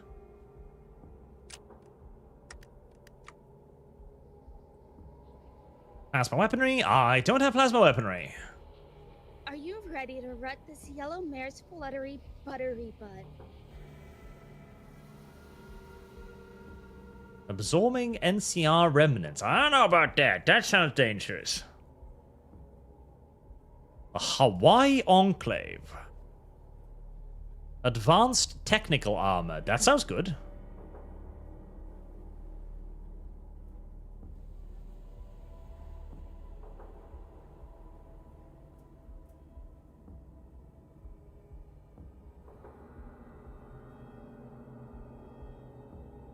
One VB2 gunship.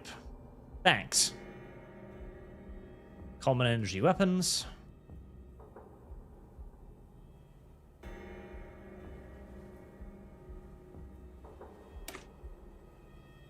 MacArthur uplink. Where was that power armor thing? I think I could use it now. Test mod productive energy growth. Cap. That would be nice.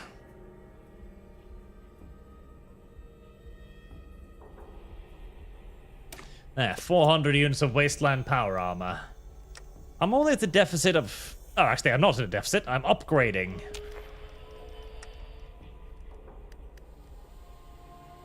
Resistance to occupation. You don't say.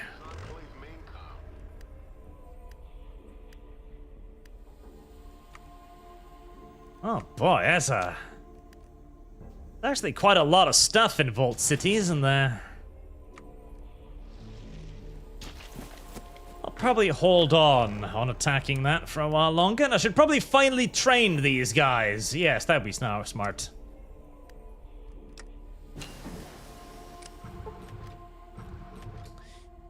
Remains of the Phoenix. A sergeant approaches the president with a look of urgency upon his face. He salutes him and says to the president, Mr. President, there's been a report of an Enclave soldier mass killing everyone around him. Aha. Fellow Enclave personnel included. He is Corporal Raymond Miller, and it says on his rifle that he was a part of Project Phoenix, which was where a bunch of old soldiers had multiple cybernetic implants put into them. Details of that project isn't important right now, however, what is important is results from it. An unforeseen side effect of Project Phoenix is that most of its soldiers in it had intense psychiatric trauma from it. Nonetheless, sir, he has been proven to be an excellent asset on the field. We have two ways we can deal with this, sir. On one hand, we can try to subdue him and rehabilitate him into a state where he can go back on the field without killing fellow men. On the other hand, we can put an end to this nightmare, the troubles for ourselves. It is your call. Yeah, I'm thinking killing him. Yeah, that's a lot of stability. Yeah, no, shoot, pew. Blackstone, latest version still has flying mounts. There's very few birds that flying mounts. There's dragons, pegs, etc. Palawood still alive for now. Fat electrician. I probably should get him on the... let me take a note of that and I'll see. But isn't he... I think he's huge, isn't he? Listen. See, the problem is...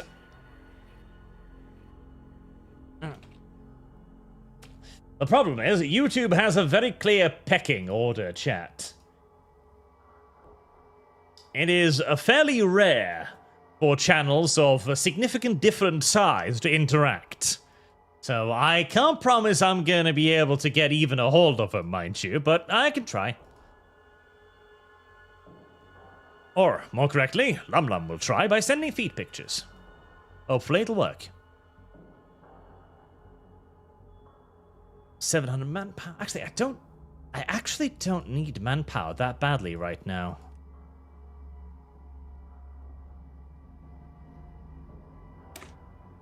But I do need more gunships. Factory repair speed, yes. The NCR grows stronger, unfortunately. At least now we're beginning to make up for the deficit of hockey armor quite rapidly, which is nice. And we've got plenty of wasteland power armor. Although now we're running out of dogs, as trained... Oh, I was about to say, mongrels probably aren't very rare in the wasteland. Trained mongrels, they probably are actually pretty rare in the wasteland for obvious reasons.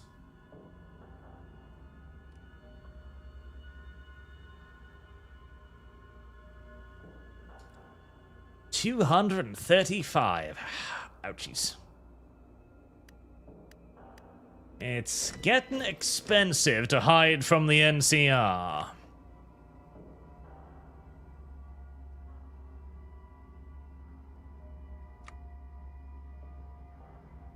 Vertibird designer.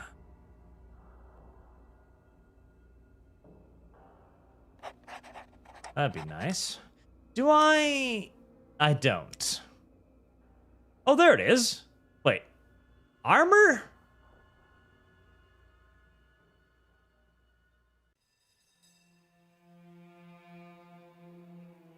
What?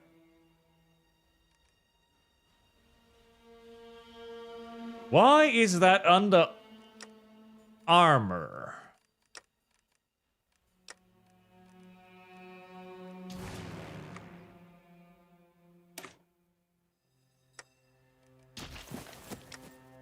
I guess they're tank replacements? Or maybe they're support companies? Let's see. Oh, Vertigo. There we go. Okay. Support. Okay. Right. That makes a degree of sense.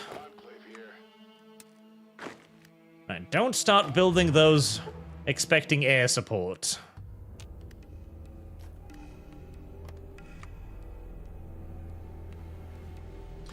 I need plasma weapons for that. Is it time to go for Vault City?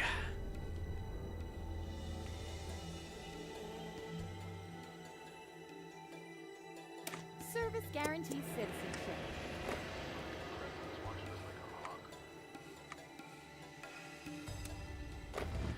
Probably is.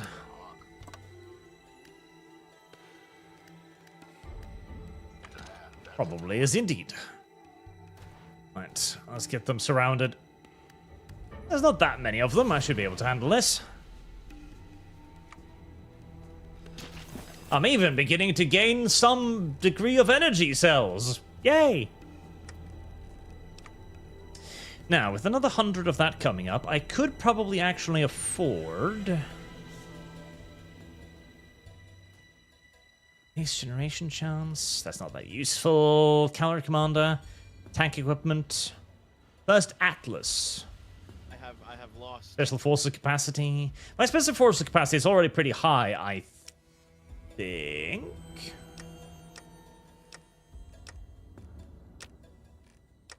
I should probably make an intelligence agency, but I don't feel like I don't feel like I can even afford that. 117. Yes, my special force capacity is already fucking enormous, so I don't know if I need any more. I have more factories to assign. Well, miniature rocket launchers would be nice. Service guarantees citizenship. And I will need more recon equipment eventually. And machine guns.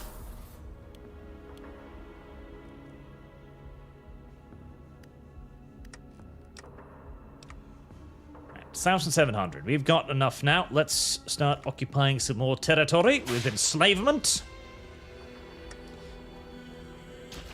Vault City. Are you allied with NCR yet? You are not.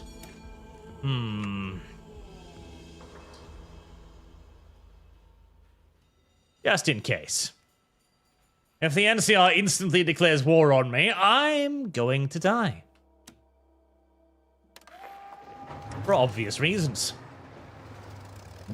Cameron, the Fat Electrician part of the Unsubbed podcast with Brandon Herrera, Eli, and Don. Operator Brandon is running for Congress. Again, I heard about that. Yes, because we watched the one where they talked about the school thing?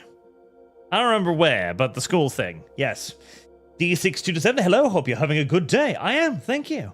If you could own any tank from World War I or World War II, which would it be? Friendship with benefits.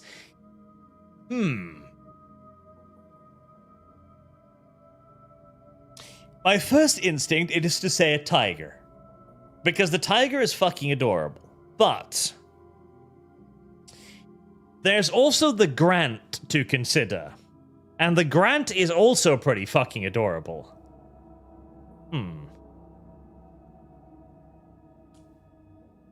And you also can't ignore the workhorse of the German army, which was the Panzer IV.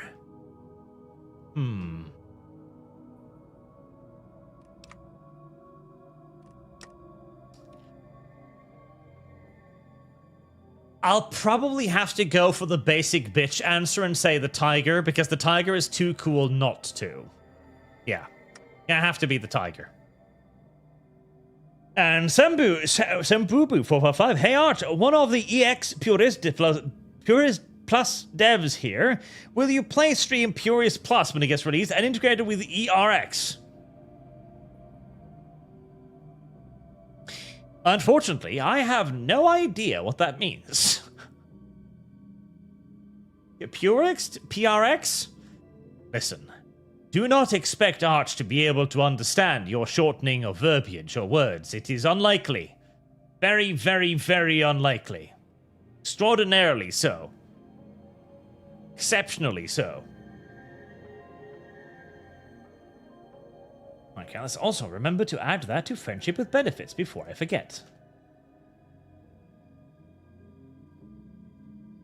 I'm not sure how I'm going to play that game without getting yeeted off the internet, but I'm sure a way will present itself, if sought ardently enough. Everything's always tighter out here at Enclave.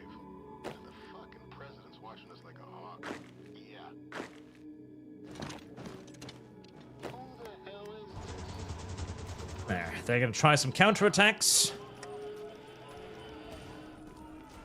Probably be dealt with by the vertibirds, largely. Running air support.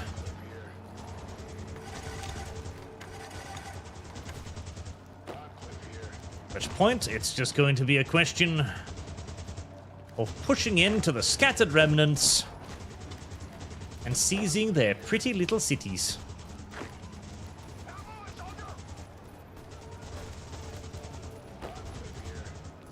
God, I love vertibirds. They truly are the best.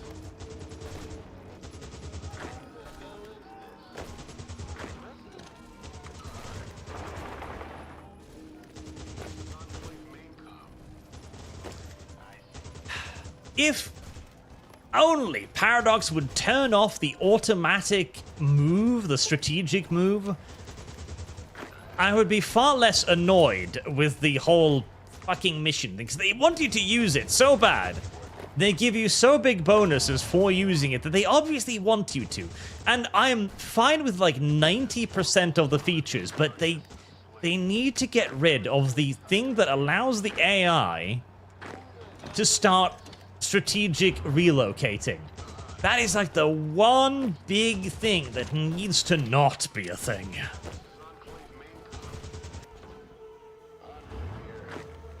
That's the one big thing that needs to not be a thing.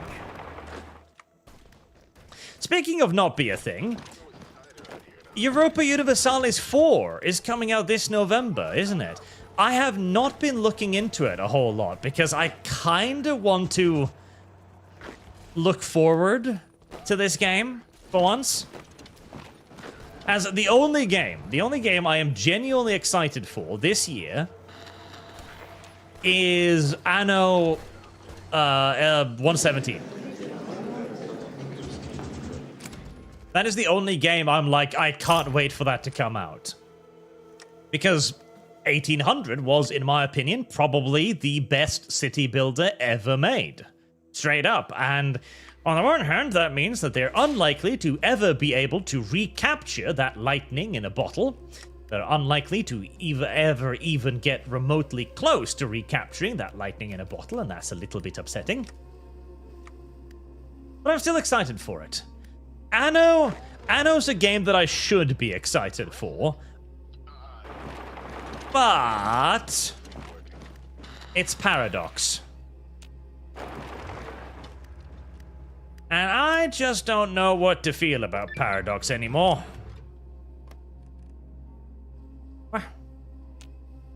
Minus research speed for satellites? That's a bit upsetting.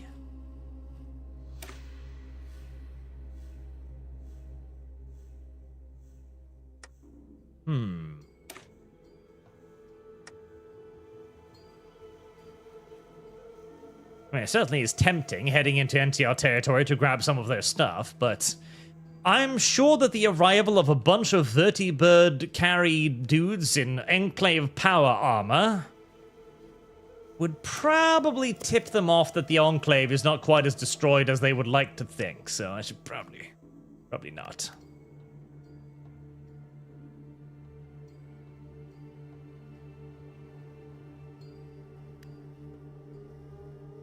Active for 108 days. Bribe NCR officials.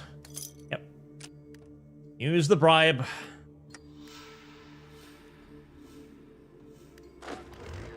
Keep them guessing. Keep them misled.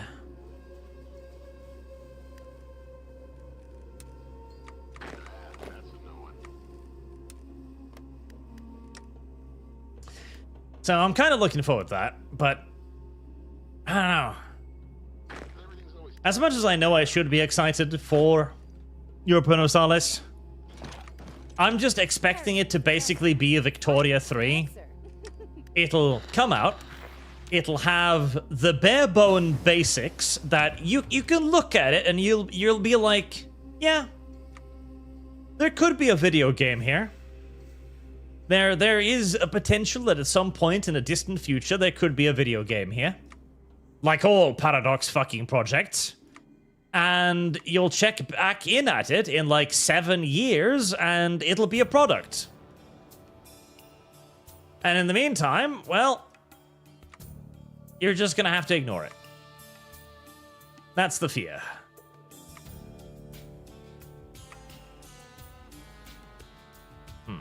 Better dogs? Howitzers would be nice. 3 and 4 are still very far away.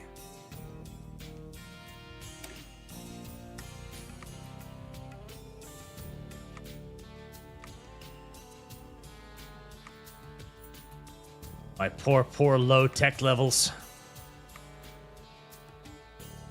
I don't think investing in naval technology is going to be very important for the Enclave.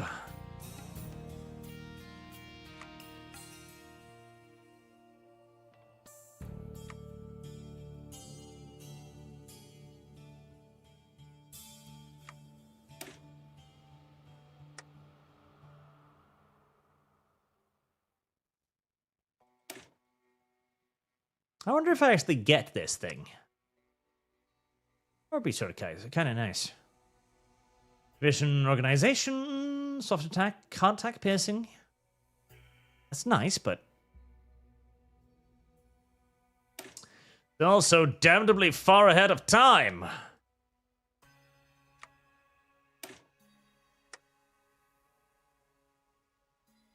Stimpack? Logistics company. I'll probably want that. Trick or treat.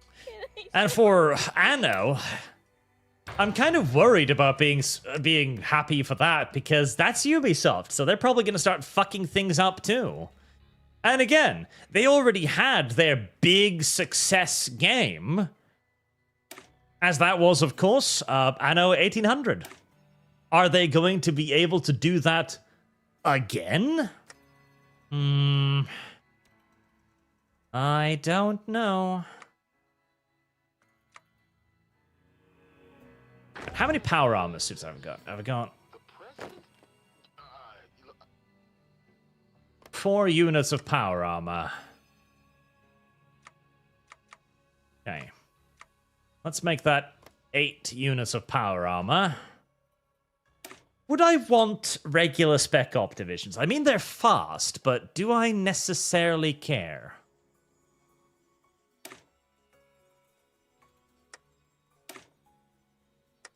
Not really, no.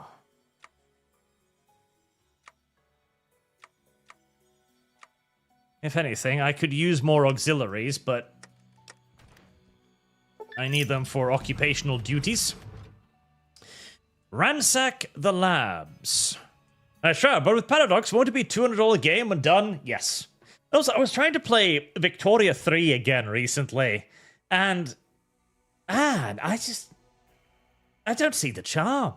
I just don't see the charm. I keep sitting there waiting for it to get good, and it kind of never does.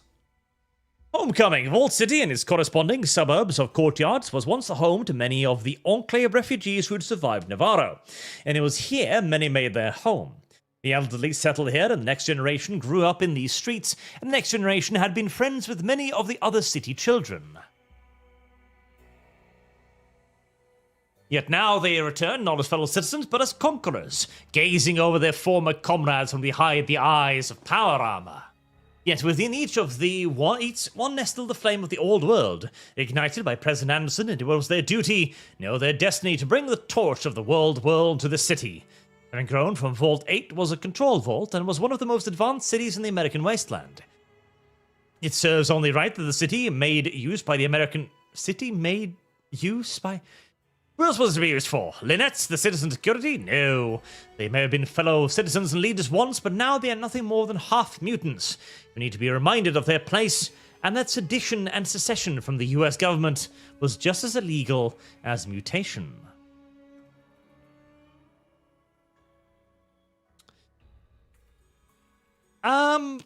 Robots. Robots, because that would give me potential to use some Protectatrons. Instead of the crowd control gear that I'm currently hoarding in huge quantities. In fact...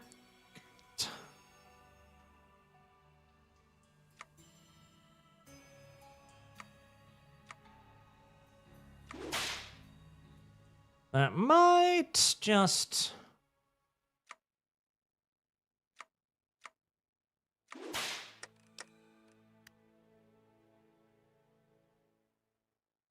Okay, that was apparently a little bit too many. Yeah,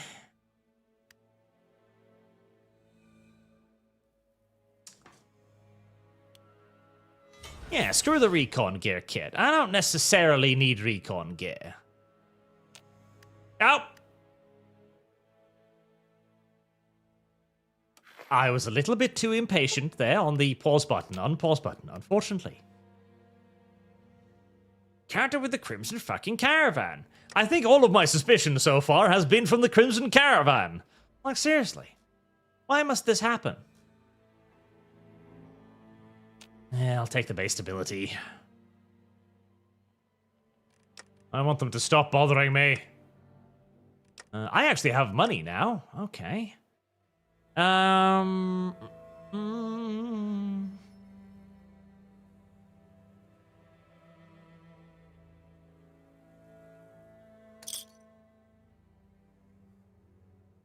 Grain solicitation. Definitely grain solicitation. Can I not bribe the NCR anymore?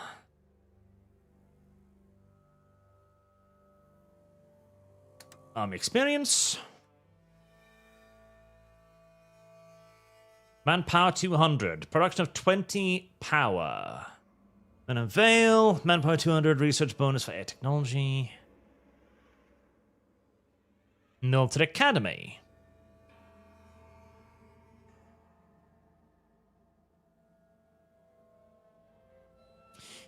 Non-core manpower. That would be nice. In fact, let's splurge on that. That should actually be a decent little boost.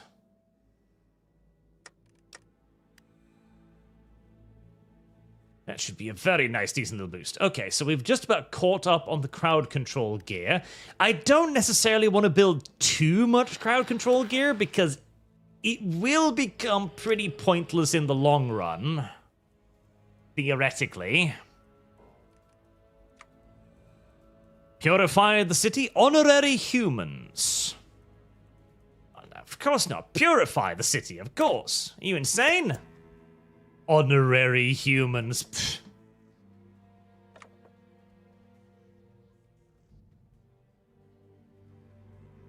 Special forces, max training.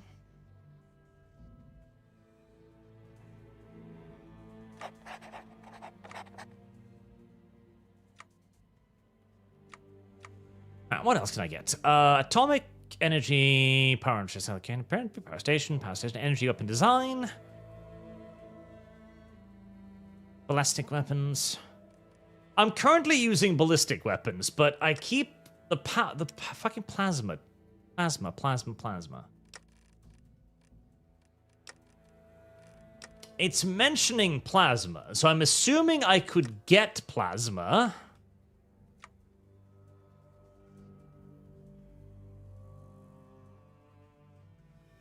Possibly?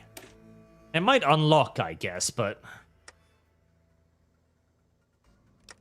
I probably shouldn't assume that. Vehicle designer. I would like tanks eventually. Quintuple PA team. Firearm production cost. -5. No. Power armor, armor hardness, and breakthrough.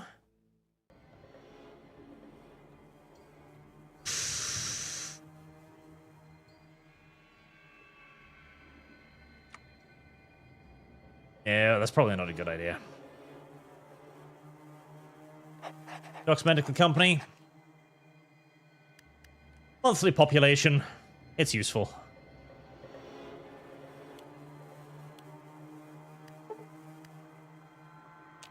Economic resurgence. Yay.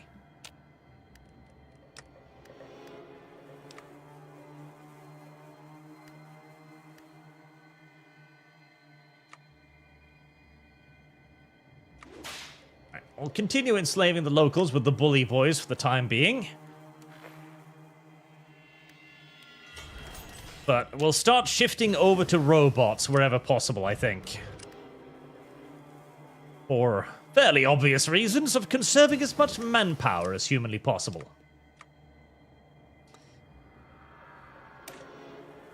Logistics. Bigger, better dogs. I like the idea of bigger, better dogs. Mash.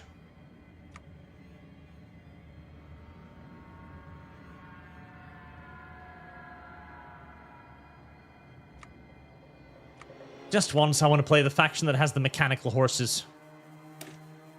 Because I imagine the mechanical horses would be pretty fun. Purify the city. Granted, killing 2,000 citizens in a situation where I desperately need manpower is not necessarily the most intelligent move in the world, but that's pretty great, actually. But I need manpower. Humans. And as we have already thoroughly established, there are very few humans left out there in the wasteland. Very, very, very, very few humans left. And those few who are left, well, they really should have joined up with the Enclave already.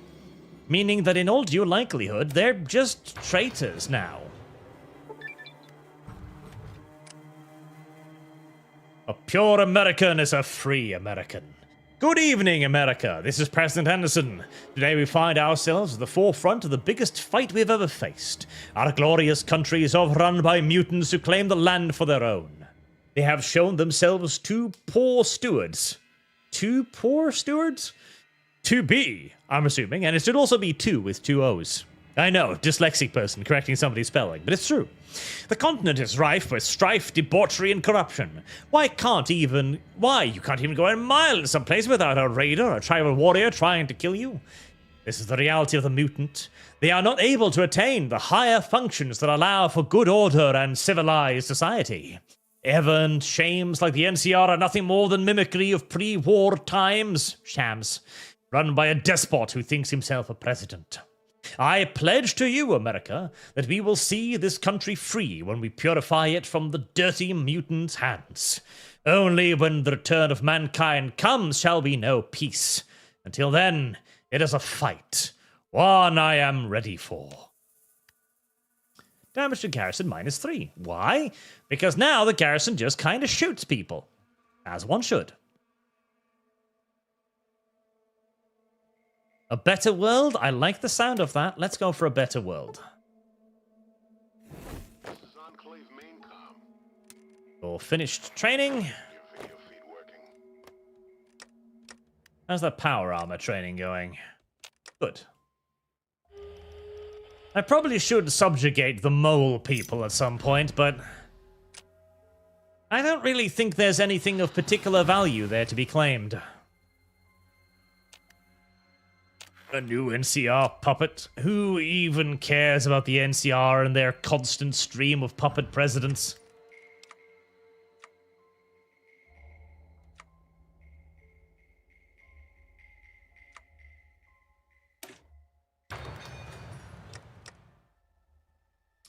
Dogs. Another one.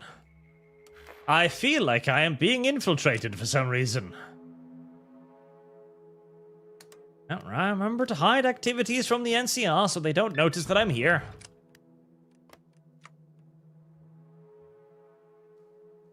Eugenics screening.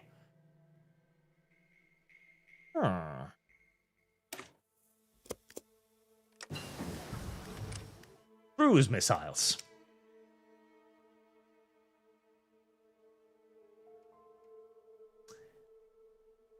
Strange, this, but I guess this is my primary anti-air, so I guess I should, assign some buildings to it when I eventually get to it. As I still haven't been able to get any fighters.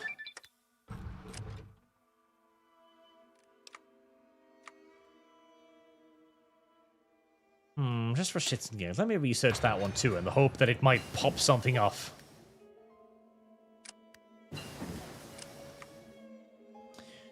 Training program. Trained dogs. They're better than mongrels because these come with a D in front of their names.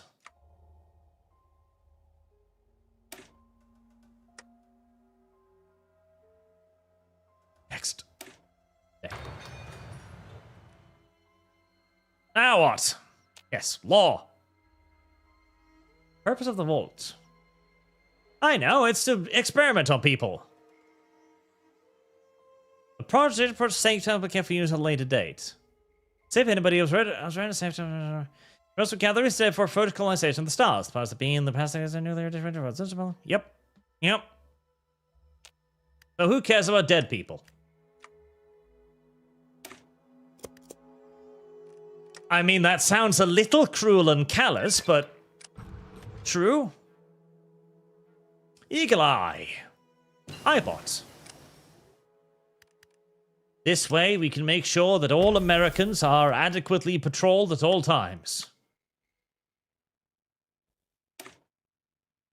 Oh, can't I have that? Whack.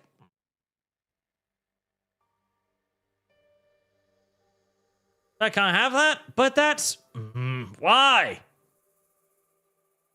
Has complete focus reclaimed the United States of America. Okay, I can. I just need to reclaim the United States of America first, apparently. There's a lot of focuses here that are in very weird orders. Well, I have no earthly notion where that could fucking be.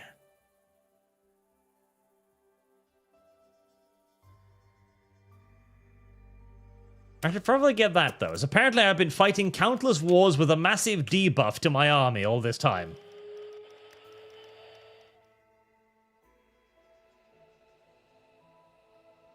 Oh, was there a raid? Oh, hell. Hello, Mel. How is Mel doing today?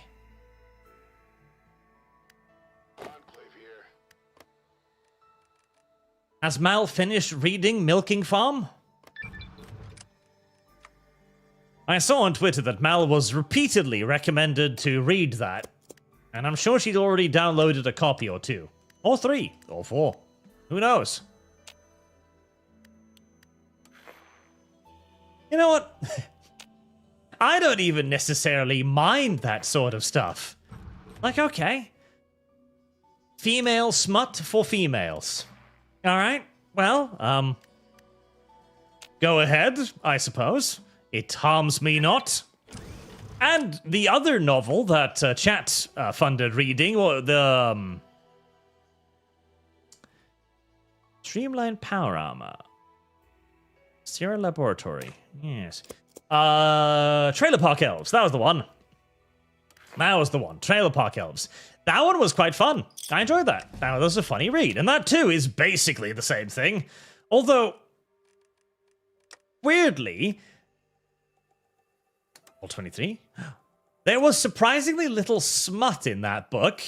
There was like one scene, I think, and that was it. And it was a rather cringe one. Whereas Milking Farm, which appears to be a story focused entirely around a woman going to a farm explicitly for the purpose and intent of jerking off minotaurs.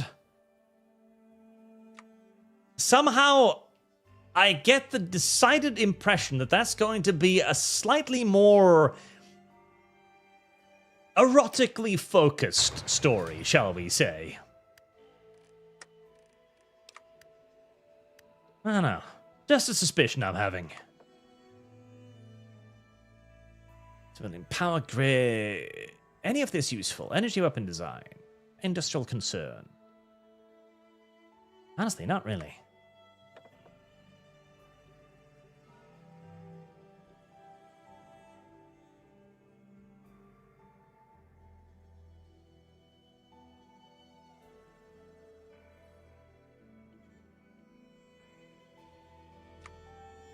Guess I'll just take that guy. Sky that thing. Entrenchment speed. Division defense. And army offense. I do need some more manpower now. Oh, we're catching up on the robots. Nice, nice, nice, nice, nice, nice. And the wasteland is calming down.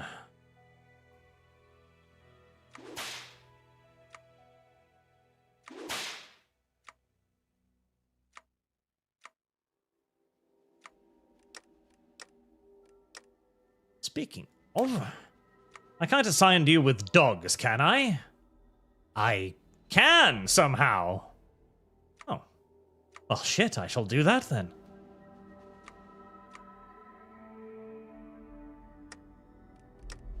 Even more suppression means even less dudes required.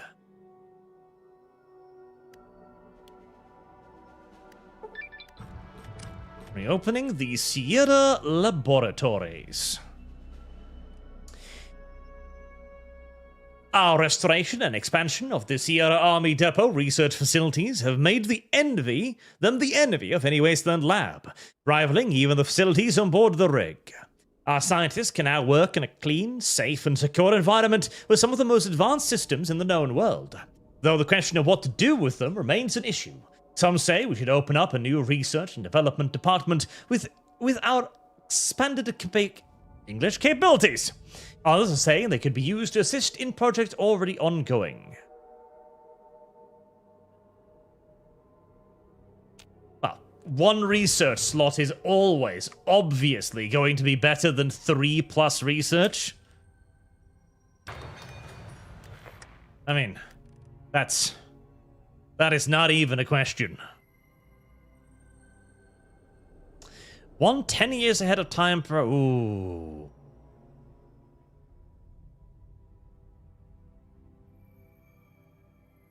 Ooh, that's very good.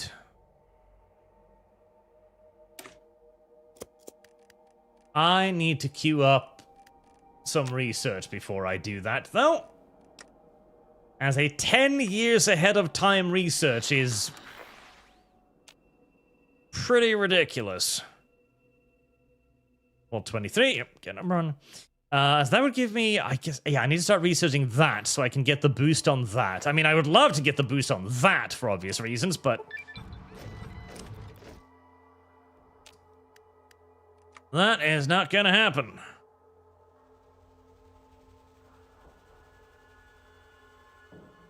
Common infantry weapons.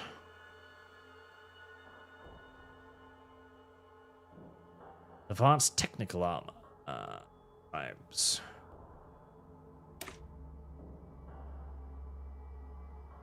Mountain there, battalions, manpower. God is following the Wasteland Warriors. What is the vault? Consequence of vault. Reserve vault. Owns Navarro.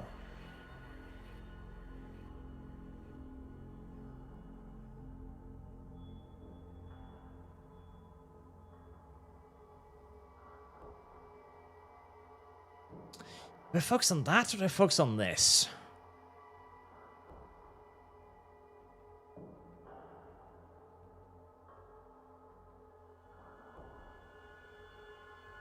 That's a good question. Common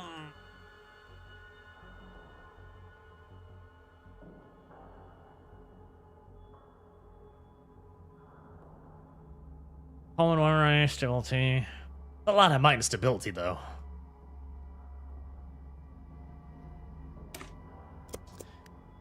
I want to see what's in the Doctor's Vault. Encounter of Crimson Caravan. With more stability penalties. Such is life, as you kill random traders to keep your secrets of the vast number of power-armored crazies wandering the desert. Greater Vault 23. Altair Late Vault 23 was home to a mutant population, took shelter there to avoid our patrols. After clearing them out and forcing survivors to clean the vault up, engineers have managed to get the old nuclear power plant back up and running and restore the vault to working order. While some of the beds and rooms are subpar, these are trying times, we have to make do with what we have. A new home. Isn't it just lovely?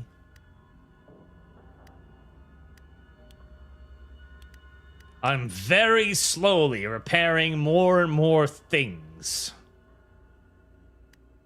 I don't need to focus on infrastructure. That's fine.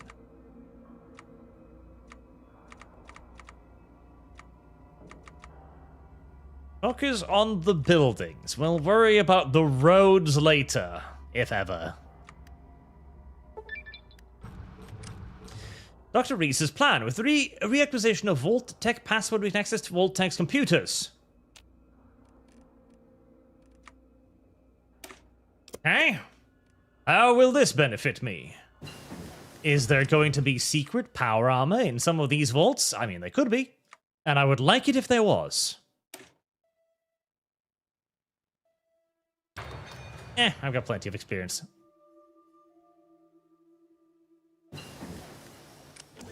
Purebred mutt.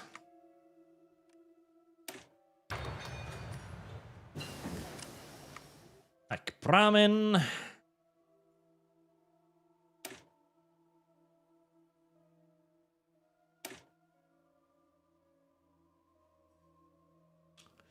I usually don't bother with maintenance companies, but it could be kind of useful with all the power armor I'm using. Then again, since I have power armor, rebuilding it isn't really the problem. I've got a decent supply of it already, so that isn't really the issue. If anything, let's see. We need support elements. Oh yeah, that's when shit's gonna get expensive. Like logistics, obviously. Chems, obviously.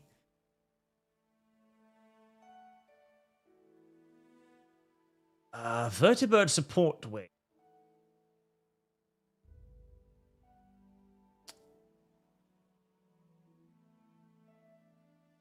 Demolitions.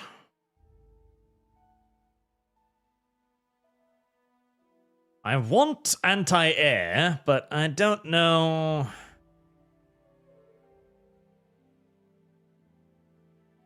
With how little fucking air power I have, I'm gonna need anti-air.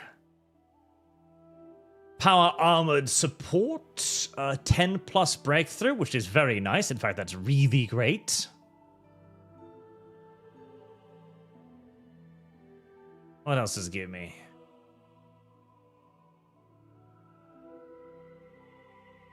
It increases my armor slightly, which is nice.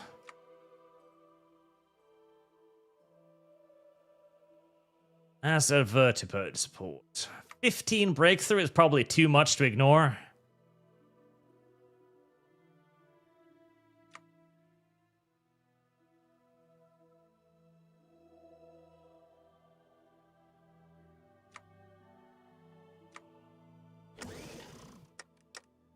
That, I bet, is going to need me to start producing... I don't know which one of these. Oh, that must be the medical one, because it's got a little cross next to it. That would be a logical assumption.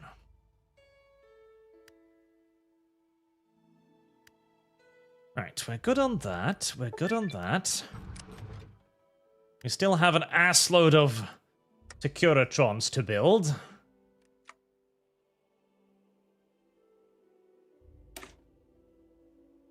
Desperate Vault.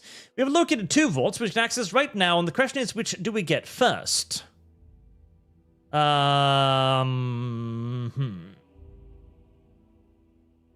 a still living vault. We have located one of the control vaults, Vault 80. As a control vault, it had no experiment, as that would have undone its purpose. When we opened up the vault, we were shocked to discover the population had descended into tribalism. At some point, a century before we arrived, part of the vault collapsed and revealed a cave system. The population is barely literate and have developed a unique accent due to speaking in an area with very annoying acoustics. They apparently worship America, which explains their reaction to realizing who we are. Well, so long as they worship America, I see nothing particularly wrong with them. I mean, yes, they're a little primitive, sure, but, you know, they know on which side their bread is buttered.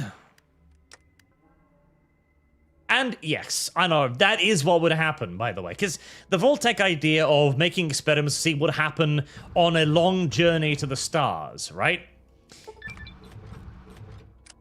What would happen is a breakdown of society. Virtually inevitably. After, hundreds, 200, 300, 400 years of, in essence, isolation, practically, you would see people begin to value the established social structures less and less. Especially in the case of something like Colony Ship, for example, where the hopelessness of the situation would really start to set in and make it a lot worse. And the only way people would conceivably cope with a situation like that would probably be to descend into tribalism, to, instead of knowing that there is no way they will ever arrive at their destination, instead create myths of a promised land that will one day appear. And it could be tomorrow, just to keep hope up. Consequence of Vault 69. We have located one of the vaults destined to fail. Vault 69, its experiment was to determine what would happen with a population comprised of women, excluding a single lucky or unlucky, according to the record data man. The vault lasted a single generation before it collapsed into a revolution due to the failure of the matriarchy and the death of the patriarch. The few male children that survived did not live to adulthood due to radiation leak caused by the infighting. Now, that one too is an intriguing one. So, Vault 69. Could a society of 99 women and 1 male succeed? Depends. If the 1 male in question understands his part in the experiment, then yes. Basically, what you need is a element of noblesse oblige, where the man understands that he's not there to build the harem. He is there to be an aid to this society. He basically needs to corral the women with the understanding that they will all be treated equally by the one resource that is limited, access to the male. Because the moment you start creating some sort of incentivization system, which matriarchy is built around, hierarchy and bullying, the entire thing collapses. As the women who do not have access to the male will obviously start to think very poorly of the women who are monopolizing access to the male. So, yes, basically, it requires a male with the ability to tell the women to get in line and shut the fuck up. And the willingness to beat the shit out of at least a few of them to discourage the 98 others from, bum rushing him and overpowering him. As 99 women versus 1 man is not a very fair fight.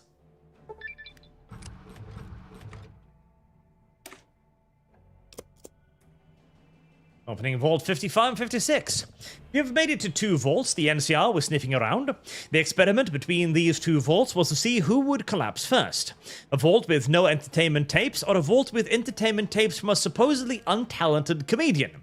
Opening up both vaults has revealed that Vault 56 is still going on, while Vault 55 lasted 3 generations before someone became stir-crazy enough to lead an actual communist revolution in the vault. Vault 56 was very welcoming, but their culture had evolved in such a way that the entertainment tapes were considered cult classics. Vault 55, on the other hand, had tore itself apart and destroyed their food production, leading the vault to starve. So, this too. Not having access to entertainment. This one is very simple. Without access to entertainment, humans die. They just die. They just actually die. Because the human brain needs stimulus. If the human brain does not receive stimulus, it begins to damage itself. This is an effect seen in prolonged isolation, for example, where people go just absolutely fucking insane. So having a vault with no entertainment would collapse fairly quickly. However, there is also the fact that humans will seek to create their own entertainment. Even if they don't have access to, VHS tapes, they would come up with some form of communal sport. Or they'd start painting the walls. Or they'd start making comics or anything. They would seek to make some sort of entertainment. Otherwise, they would just, again, die. So, they would. As for having some access to entertainment, well, supposedly untalented comedian. See, you've got a little bit of a quote-unquote there, because if that's the only comedy you have access to, how would you know that it's bad comedy? In fact, it would probably become worshipped within a fairly short period of time. Very Gramscian, says Nickel Neko. No entertainment equals communism. Everybody dislikes communism. Even the people without entertainment. That's right, I guess I could have bought plasma rifles from the store. Not that I really have the money to do that, mind you, but theoretically.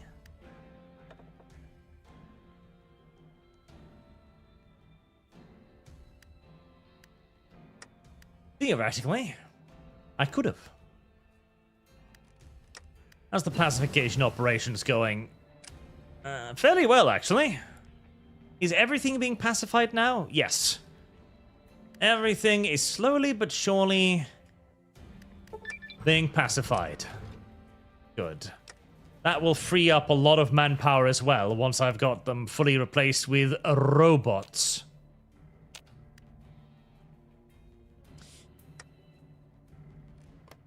Still hidden California vaults. Navarro. Is there everybody else I could invade nearby? I have lost. Shit. F. Montana's vault?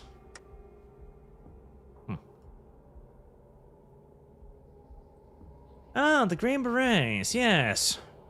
That was another thing I could do.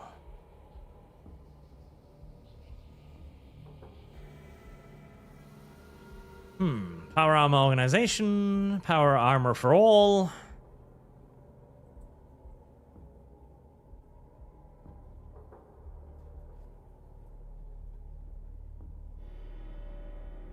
Conventional approach.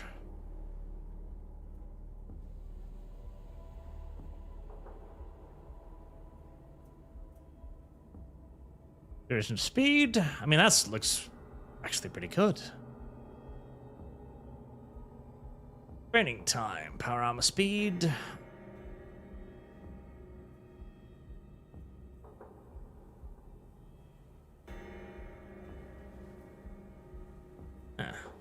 Power armor trading looks like the best one. Area 51. Oh, that's nearby, isn't it? I'd forgotten about that. Isn't that down here? It is. Well, surely I could just attack them, right?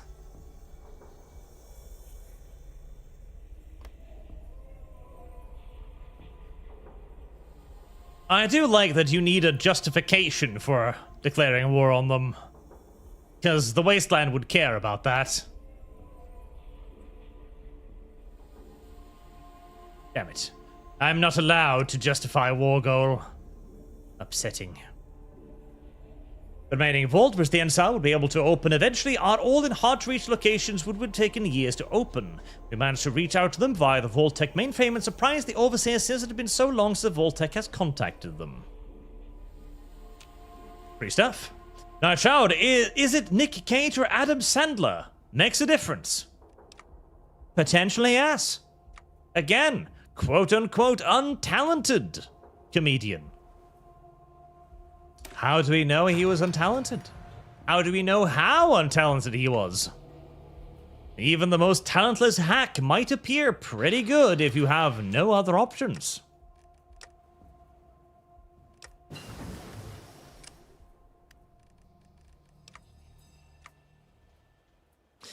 Decimetric radar. Point. I mean, I still want the howitzers, but not like I can afford to actually build them. Scrap trucks. We will not be pushed around. Speaking of, wasn't there Press Master? Destruction of the burrows. Yes. If I really wanted to. Has completed a War All Enclave here. Oh, wait, that one. I remember that one. That one! Okay, let's go for this one then. That's how I get fucking plasma weapons. God damn it. Can I attack you? No. No, you're robots. You're not mutants. I suppose that would actually be a very good argument. The robots were just like, no, you can't attack us. Why can't I attack you? Well, we're not mutants. You only attack mutants, right? And that is technically true. So the robots would be immune to the Enclave's aggressions, leaving nobody in the Wasteland but Enclave and robots. Huh. KKND in a nutshell. I still adore the backstory of KKND 2 specifically, where the robots just show up, start nuking both the humans and the mutants. The humans are mutants are like, oh, what did we do? You ruined our crops, you fucking savages. Because they're just farming bots. Farming bots that have now decided to use all of their farming equipment to kill humans. Because they're upset at the humans for destroying their harvest. And hey, would you not be upset at the humans if they destroyed your harvest too? Probably would. Ah. I see the Mexicans are getting banged as usual. Santa Anna. That... I've never seen him win. That's got to be a fairly tough campaign, apparently. Santa Anna keeps being Are you ready eaten. to rut this yellow mare's fluttery buttery butt? Sandoom, the more you talk about Fallout stuff, like about the Vault, the more I'd love to hear you do some lore in the Fallout series. Like, why happened to the American soldiers who were fighting in China? They were glassed. They became glass. Literally, irradiated. Dead. Because remember, America has it fairly good, comparatively. America actually has it really good. The rest of the world is just gone, as far as we know. Return from Repcon. A strike team in the Mojave met some initial resistance when they encountered a pack of ghouls occupying the site that still had enough recognition to wield energy weapons. In clearing them out, however, our team was ambushed by a hive of Nightkin living in the basement. After 4 days, the three-way firefight ended in an Enclave victory, with all of the Mojave none the wiser. Henry Miller and his team then sent to work, shifting through the scores of terminals and databanks to jerry-rig up working SATCOM uplink. Finally succeeding just recently, this was in time, too, as scavengers and other mutant wastelanders were starting to approach the area looking for scavenge for scrap. Our team extracted with the equipment, and Miller worked around the clock upon his return to get the uplink up and running. According to the most recent established report, the lights are all turning green. I remember that quest. I did that quest just recently.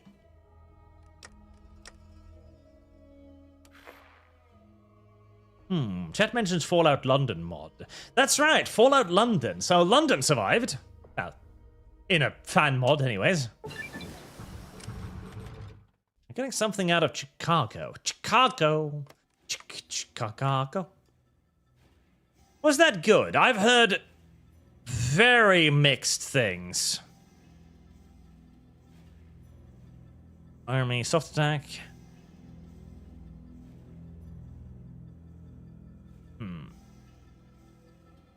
Hardness.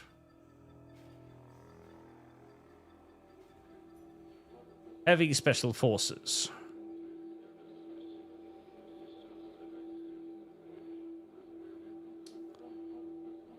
Oh,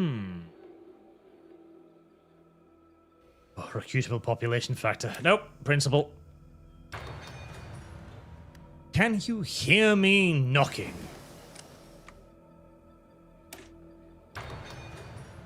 President Anderson congratulated Miller as the technician began to backdoor into the Freedom Speak SATCOM array. 1 satellite, then 2, then 4. Old Enclave codes held by Miller checked out as the depot was granted access to the entire network across the United States, and then silence. Agonizing silence as signals were sent out across the system, but nothing was returned. A cold reality set over the members of the depot, as perhaps they really were the only ones left. President Anderson, however, remained undeterred and ordered them to keep trying. It was likely that if any were still around, they were not exactly expecting an unauthorized breach of the system using old Enclave codes. As the technicians worked for the next few hours, one of them noticed a beeping yellow light on the terminal. Jumping at it, the tech zeroed in on the signal and boosted it. His screen lit up and the signal location, and he grabbed the nearest microphone to announce to everyone in the base, "We're getting something out of Chicago." Who made you president? Those were the not-so-friendly words spoken by the alleged Secretary of the Interior. Its words were almost amused, patronizing even. Anderson, however, was not amused. I was elected as the president of the survivors of the Navarro and all who remained on the West Coast, those who you abandoned here to die at the hands of mutants. Secretary grimaced. It is regrettable that we have had to leave so many behind in Navarro, and that Autumn's flight couldn't save everyone. You must understand they were trying times. Trying my ass. You could have sent for reinforcements, sent aid. Instead, I listened to Navarro fall to the NCR, and my own command at Bloomfield was lost to the Legion. If I wasn't a reasonable man, I would assume you were trying to kill us as we were inconvenient. I assure you that was not the case, Mr. President, though I regret to inform you that President Eden has taken the title of President in Raven Rock, where he was duly elected by the survivors that fled east. You must understand, we can't have 2 presidents. Why, that would be civil war. Might I suggest an election when things have calmed down? An election? I don't know if there will be an election. The balance of power. To say the meeting with the secretary went poorly was an understatement. While both sides were cordial, it became clear to everyone in the depot that Chicago saw them as a funny little gang of survivors pretending to be bigger than what they actually were. However, there wasn't time to dwell on this fact as Anderson was in an uproar. I did not beat that stupid half-mutant granite in submission just to see it swept out from under me. I refuse to let this Eden fellow take my office from me. I am President of the United States. Who is this pretender to the office anyway? Never heard of him, sir, spoke Callan. Maybe someone from Chicago or some other outpost. I can look into it, but I doubt anyone is going to become forthcoming with us anytime soon. Can't you just assassinate him? You're from Illinois, right? Ah, that's what they do in Illinois. Callan seems to take offense to this. Iowa, sir. What difference does it make? They're all the same. Sir, you want to prepare an assassin to fly across the continent, infiltrate wherever he is, shoot him, and hope no one notices as you take the title of president. Anderson cursed at the absurdity of the plan, but the intel colonel was right. He stood there thinking as the room fell silent as Anderson formulated a plan in his head. Balance of power. If Chicago and this Eden fella won't recognize my authority, then we shall make them. Use them to our advantage. It is obvious they underestimate us here in Nevada, which means they won't make any moves against us to ensure we stay under their thumb. And when they do finally notice, it'll be too late. As Anderson continued to formulate his plan, the idea was to contact other Enclave remnants out around the continent. Already there were signals being sent out to the Montana, and rumors abound of the remains of Colonel Houston's expedition in Texas. Other rumors involving an outpost in Miami were deemed too inconsequential at this time. The president's plan was to support the other remains, building a base of power in the West until only his authority remained, and Chicago and Eden were forced to bend the knee.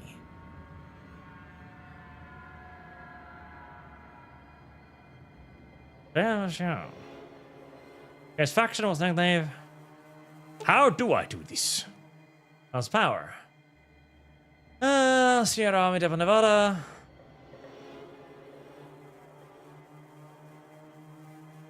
Chicago? I don't think Chicago is on the map. Fire in your favor.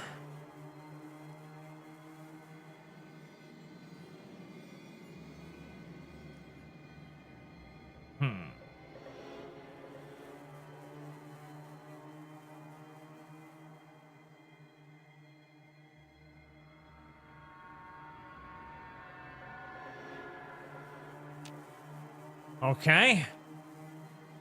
So it's a you lose video game function.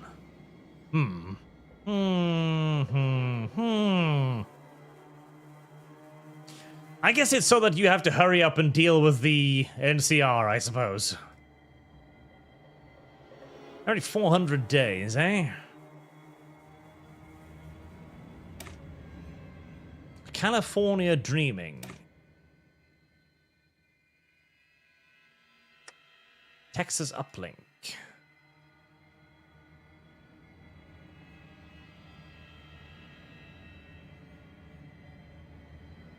Question is any of this useful? War in the North. Women's work. Homecoming. Mount Fairview.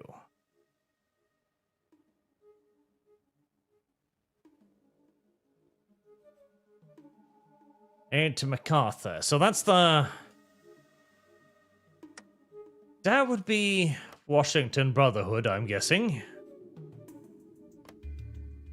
Pretty sure the Texan Brotherhood aren't on my side. Is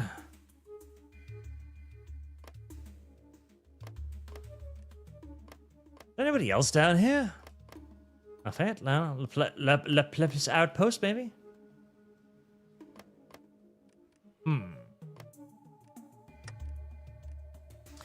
Well, getting friends in the Washington Brotherhood could be interesting. I don't really think I'm in a position to deal with the NCR yet. I'm really not thinking I'm in a position to deal with the NCR anytime soon. Certainly not within 400 odd days.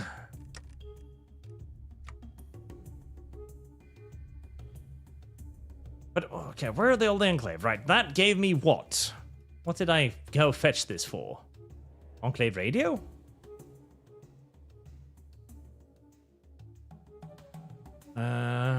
Mariposa, base mounted, Voltec for the volts. Like the remnants.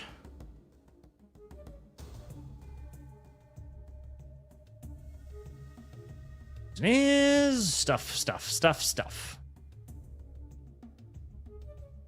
Political power gain is kind of nice.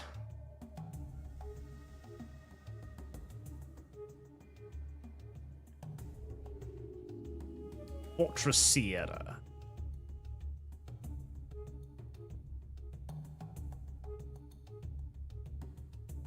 Guess it hasn't unlocked anything else at the moment. No. Army Robotics Corps. Department of War. Last Americans. Oh, there it is. Kill the mutant. Alright, plasma weaponry. That was what I was going for.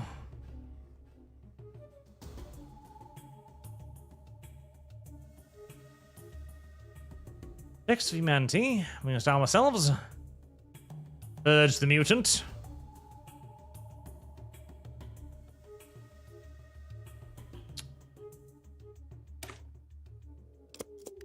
Alright, let's get that then, and maybe the robot thingy as well to start bolstering the ranks.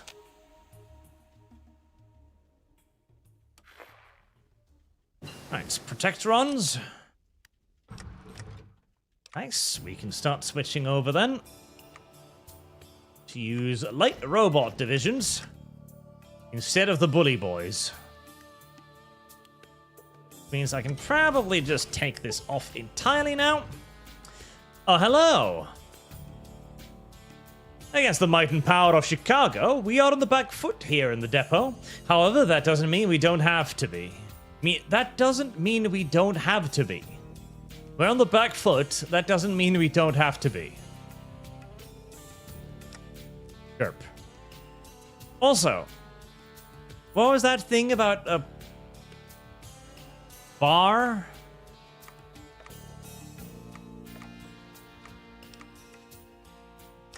I feel like there was a bar that I was supposed to look at, and I have now forgotten where that bar is. That's a lot of stuff.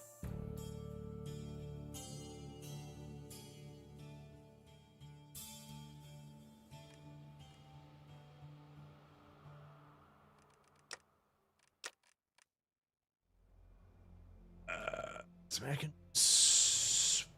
Oh, there we go. Okay, so if that bar fills, I'll lose video game. Ah, here we go. Request power armor shipment.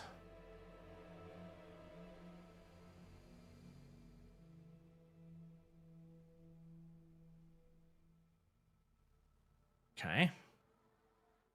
Gift mutant slaves to Chicago.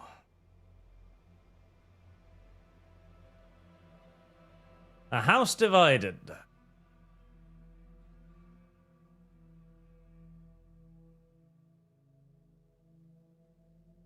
Oh, I've got command power, so I might as well push that one. The house divided. Founder was sent to Press Anson. I don't want to spend political power.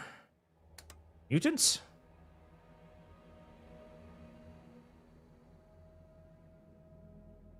And if I request things, it moves it in his favor, I would imagine.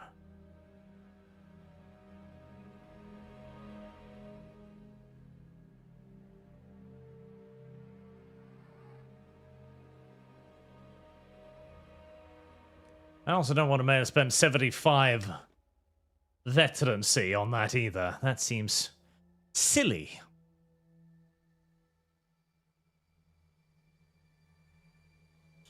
Very silly, in fact. We're taking out a 51. While we have to battle through the Southern Nevada to get there, doing so will give us a mighty edge against Chicago and open the door to advanced research and technologies we can use against the mutants. That sounds just fucking perfect to me. Yes, indeed. Right, let's get the power armor under one commander.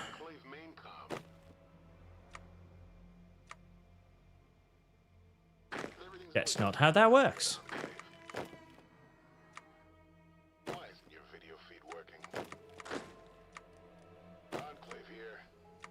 And the regulars under that, and we've got the robots.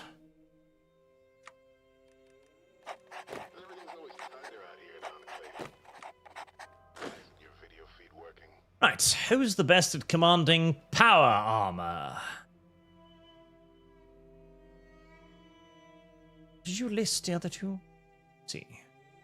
Offense. Military Legacy, Loyal American, all of the good stuff. Loyal American.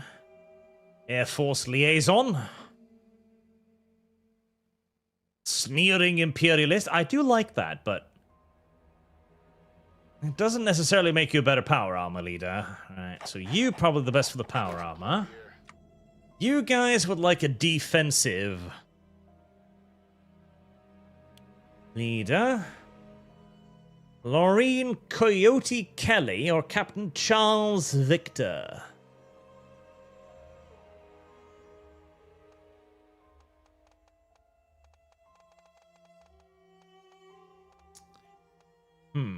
Rooted?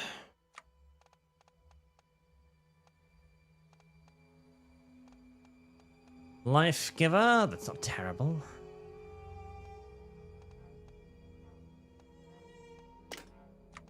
Gun Nut's good.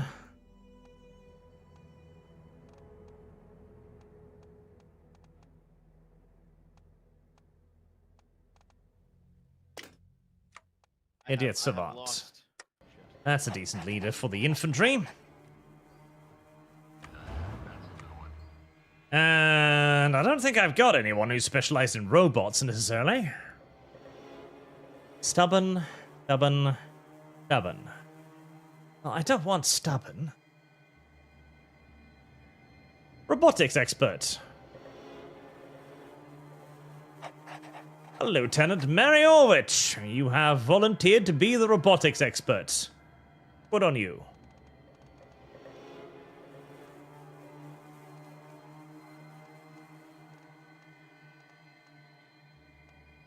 Animal friend is not going to help me much here.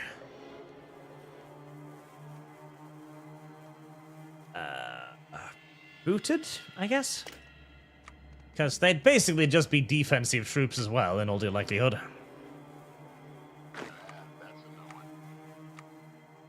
Easy enough. Hanuk, what we game playing? Hearts of Iron 4 with the Old World Blues mod, which turns it into, well, Fallout, which is excellent. I like Fallout. Okay, I can't attack through that because that's not my territory, even though it looks a lot like my territory. I declare war on it. Pretty sure I can just walk through their entire country, honestly. They're not allied with anyone, are they? Nope, they're not. There aren't any air bases down here, are there? No, they're not. But fortunately, I can build one.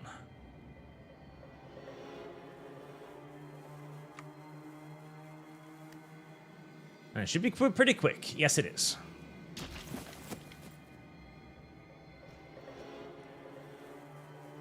God, it's taking a lot longer to repair all of this than I thought it was going to. I'm halfway tempted to just trying to build new buildings, but I guess it's just because they've been so thoroughly fucking destroyed.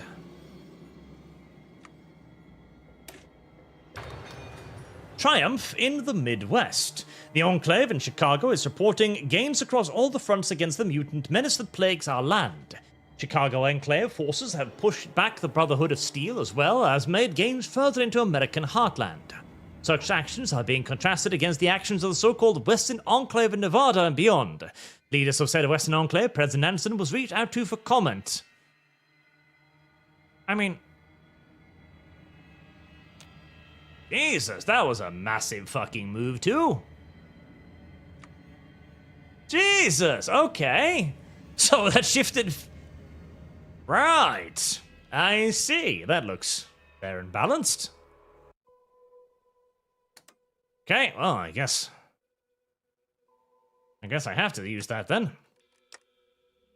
50% in one fucking event. Damn. And those happen yearly, huh? Right, sounds reasonable to me. Hopefully, me taking on these guys will give me a swing equally as drastic, I hope.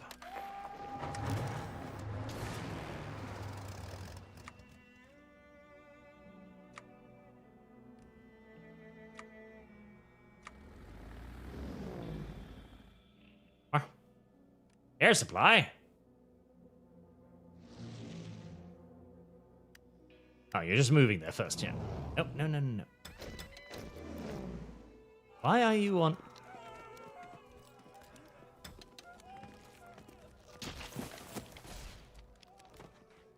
Why are you on air supply? Close. There we go. Right, they do have power, or plasma weapons and stuff. They could be a little dangerous, but... should have more than enough stuff to just battle through.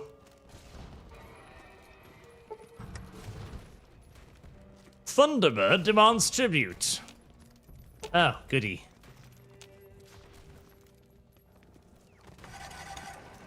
President's watching us like a hawk. Everything's always tighter out here at Enclave. Peel off 5 of these. Send it up there for when they start their little border skirmish war thingy. Annoying timing, to put it mildly, but we'll deal.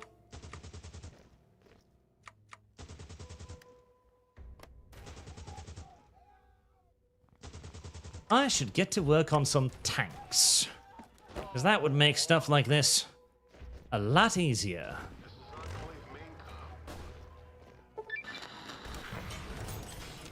The last shell of the orc base.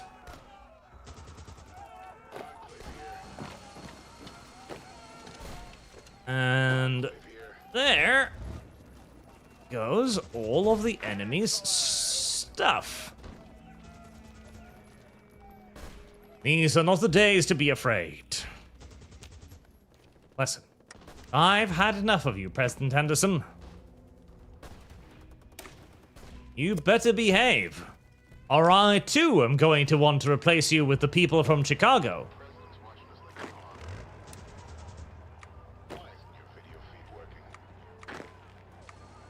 At least the people from Chicago know how to make proper pizza.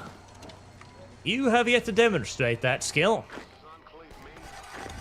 Fun fact, Norway has completely adopted the Chicago pizza. Although not the pizza pie, just like the deep crust pizza. That's become Norway's pizza. That's all the pizza we make, basically. The Italian pizza is very rare in Norway, and generally looked down upon as an inferior pizza.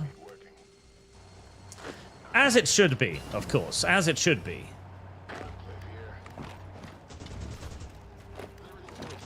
As Norway became an enormous pizza lover nation. You wouldn't think we'd be set up for that, but no, we did. To the point where the most sold food stuff, now, like the most commonly sold, is a frozen pizza. Out of all the things we could be buying for dinner, a frozen pizza is at the top.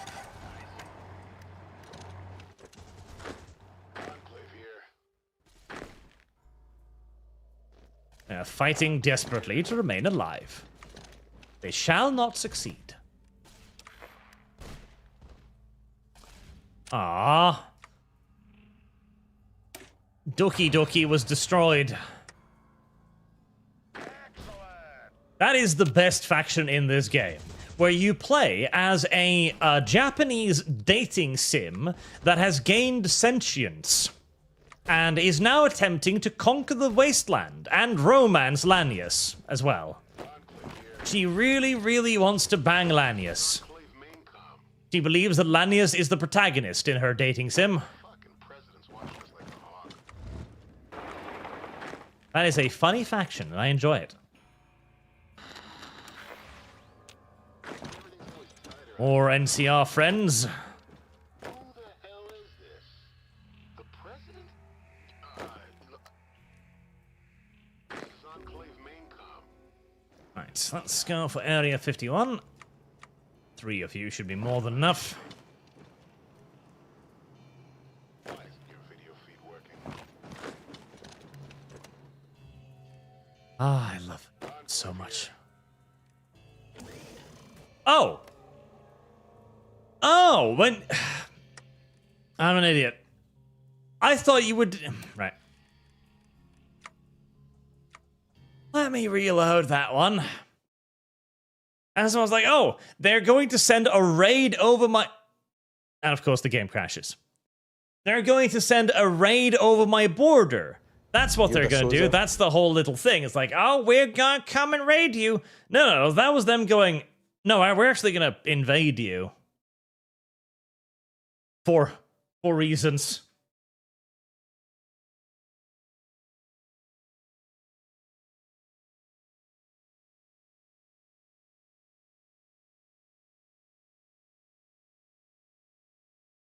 I missed the audio warnings from Hearts of Iron 3. See, in 3, they would make noises when stuff like that happened. There'd be an audio cue to go like, oh yeah, no, somebody declared war on you. Oh. Thanks, video game. That's useful information to have. Or God help me, when your fleets were attacked, it would play a noise. In Hearts of Iron 4, you just look out to sea one day, your entire fleet is sunk, everything is dead. Like, when did that happen? Why didn't you tell me, video game? Well, because I didn't want to.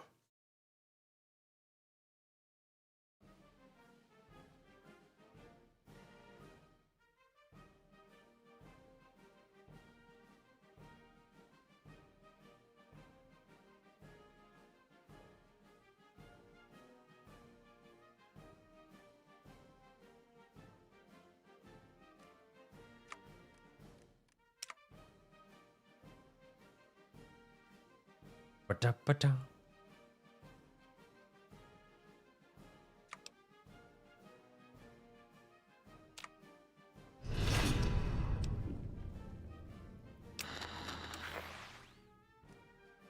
Ah, we're already that far in, are we? Brilliant.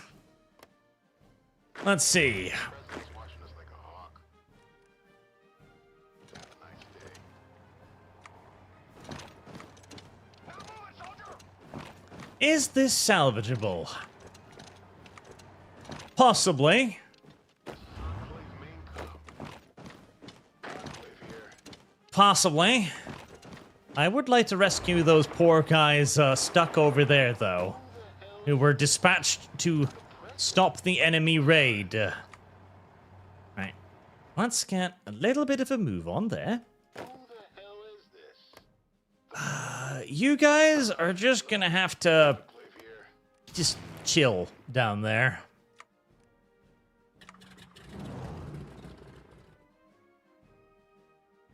Oh, right, this takes place in that stupid area where you can't actually see the terrain properly. The fun area. The fun and engaging area. Go over there and help out. Hopefully they'll be able to keep them safe-ish. Sort of. Can you... Yes, you can still push down here, as it would be lovely to free you guys up as well. Why isn't your video feed working? Everything's always tight. Right, let's go rescue our friends.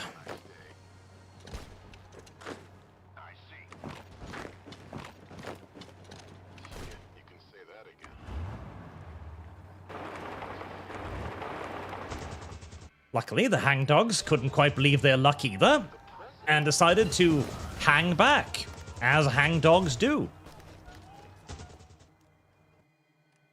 I should also... I've got transport. Be sent over there to maybe keep the supply lines open, which would be nice. Let's do that. Building tech? Yes, more building tech. Mobile assault weaponry, wasteland buses.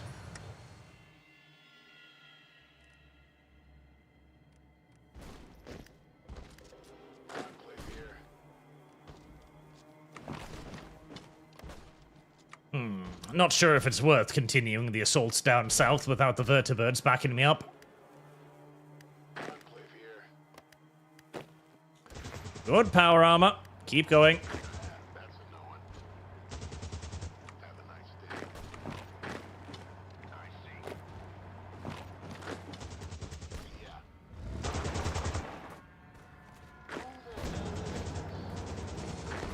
Okay, I should be able to get my 5 divisions out of that little trap they found themselves in.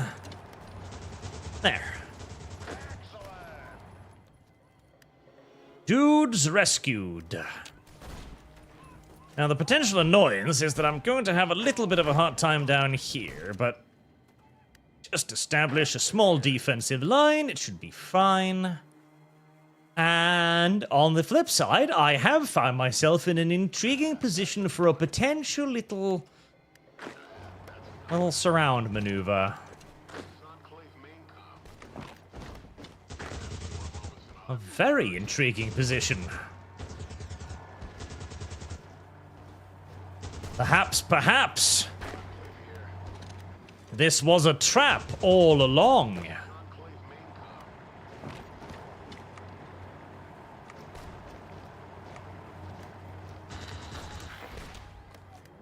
My supply situation could be better, but that's probably because I have a very narrow penetration going here as well. Oh. Flacoa is dying down south. I recognize that digital death scream. Now,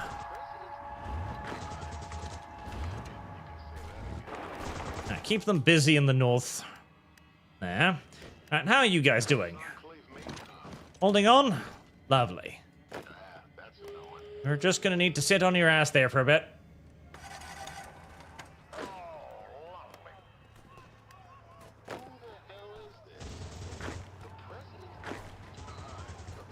El Presidente?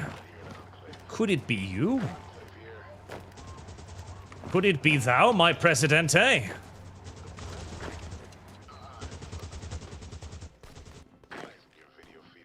And now it's the hangdogs who are surrounded. See? This was all a part of an ingenious trap to lure the enemy army deep into my territory, cut them off, and destroy practically their entire army in one fell swoop. It is what we call subterfuge, chat. I know that is a concept with which many of you struggle dearly. As God intended. Oh! Finally, sophisticated fucking tech, thank God. Where was that? Where was that? Where the... Oh, there we go. Plasma weapons. You may even go so far as to call it a ruse, if you wish, chat. Bit more of a complex term for you there. Also, a very, very undervalued video game as well, incidentally. Ruse was pretty fucking cool. And I would have loved to see them do more with Ruse, but, well...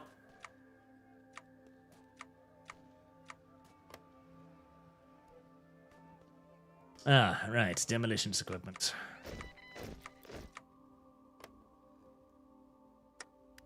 There's that. I still can't actually build the stuff I want. That's the problem.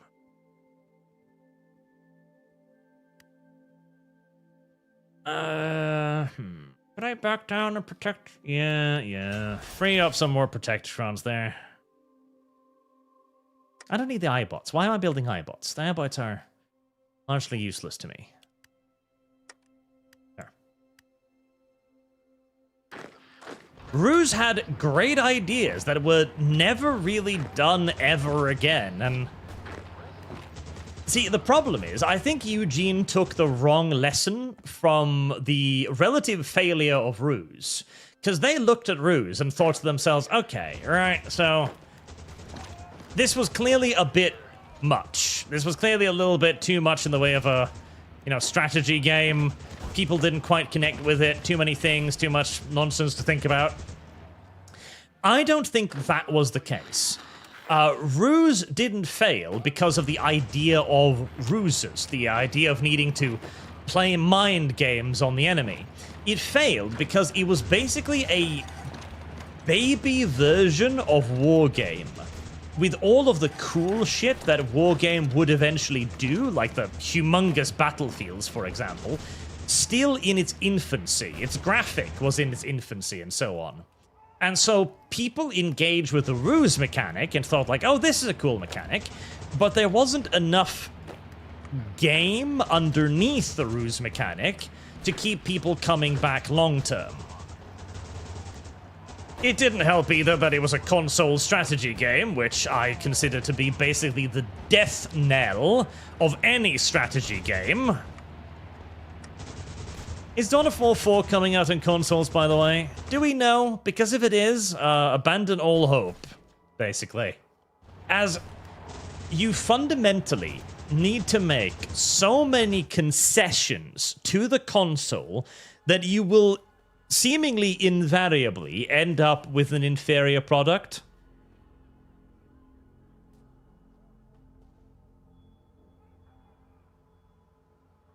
And where was the hide from NCR thing? Did it just disappear or something?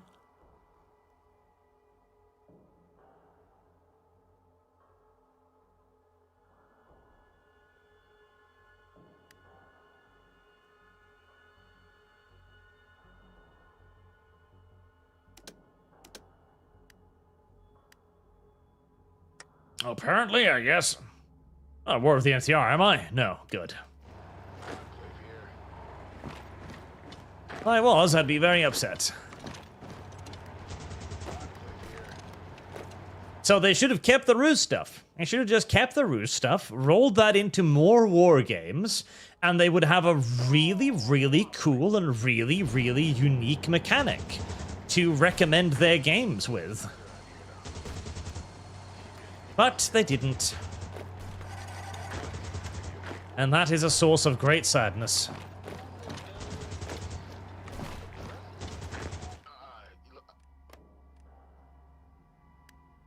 You still holding on? Yep, you are. A little bit by the skin of your teeth, but you're doing well.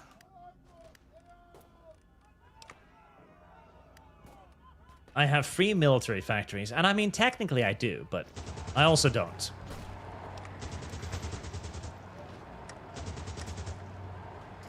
How often does that thing recharge?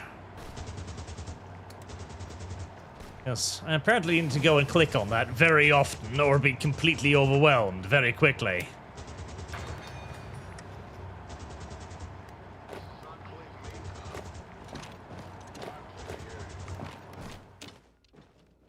Right, we are slowly closing this pocket, mostly because I don't really have the troops to guard the entire circumference of it, which is unfortunate.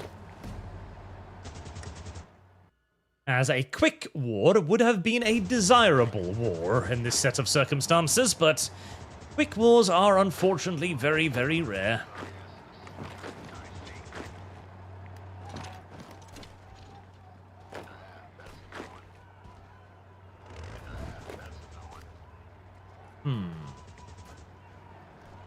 There's no way I could get away with it. It would also have helped them tremendously when they find themselves in a situation like right now, for example. Ah, there it was. Like right now, for example, where they are in direct competition with ooh, power armor. No, yeah, go on, go find some power armor. When they are in direct competition with a game like Broken Arrow. See, Broken Arrow, for all of the countless fuck-ups of its developers, and they are the developers' fuck-ups rather than anything else, is a much better game. Oh, there's the plasma weapons. I knew I'd get plasma weapons eventually. Plasma is a much better game than Warno. It does more things. It does more mechanics. It has a more interesting gameplay loop. It has a vastly superior monetization system. And in such a situation, you're in a little bit of a predicament when you're Warno, because you need to figure out some way to fight back. And fighting back on mechanics is going to be difficult. Not because they can't, and in fact, I hope they will. I hope that the success of Broken Arrow basically spurs Eugene on to be like, okay, we're not resting on our laurels anymore. We're not just going to make the same, like, general strategy game. We're going to make something new. We're going to revisit Ruse. We're going to make a science fiction war game. Oh, God, I would love that so much. We're going to do something crazy and something cool. As in a perfect world, we would have both Broken Arrow and Wargame. That would be fantastic. Maybe even some World in Conflict in there if we get really lucky.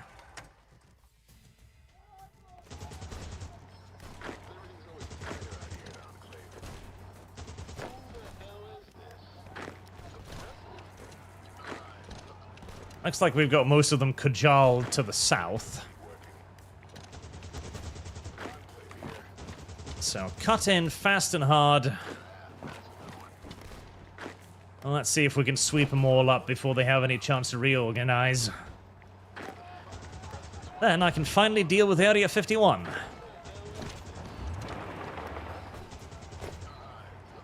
And again, the ruse mechanic would be an excellent thing to do. Although, okay, right, so I recently saw as well that apparently, what was it? I think it was, oh yes, it was Grand Theft Auto. So a dude on Twitter had done a Twitter thread over all of the things that Grand Theft Auto had patented, right? And it was some gameplay mechanics, some social gameplay mechanics, like lobby stuff and stuff like that, right? But it also contained things like how it did physics in the game, how it did like droplet physics, how it made like the moisture on the beer be dynamic, and lots of stuff like that, right? And the gist of it was like, oh, hey, look at this. This is incredible. Look at all the things that Grand Theft Auto 6 is going to revolutionize. And on the one hand, I'm like, yes, that's a lot of cool stuff. But on the other, we're now, like, you know, with the Nemesis system from the Lord of the Rings games, and how everyone is like, how that you patented this, and now this really cool system that everybody loves can only be used in these games, and the people who owned that patent seem to have no interest whatsoever in making any more games like it, or any games using that patent. We're now extending this patent business more and more, where game companies are basically carving out their own mechanics, their own like engine things, their own performance things, and cutting out the rest of the market with it. This is not a good thing. This is not a good thing in the slightest. This is a retarded thing. Bear hug or body lock?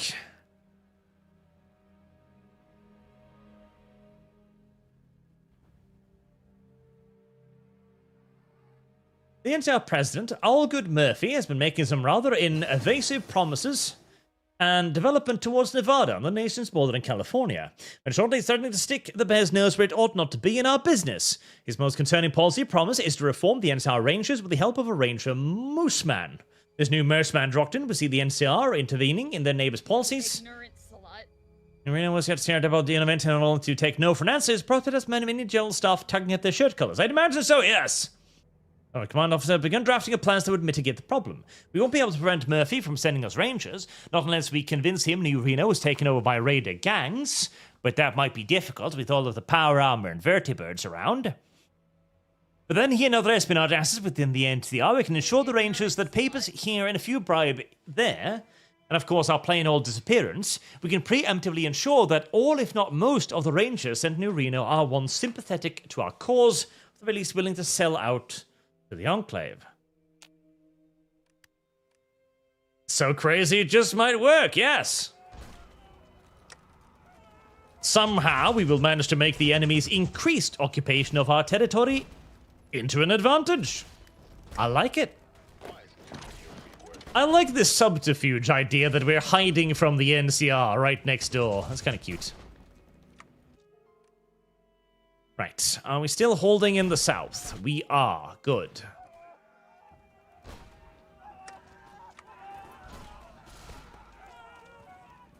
I don't know why we're attacking this with a single unit for some reason. Seems silly. There. Kill. Instead of just gently tickling them like what you were doing.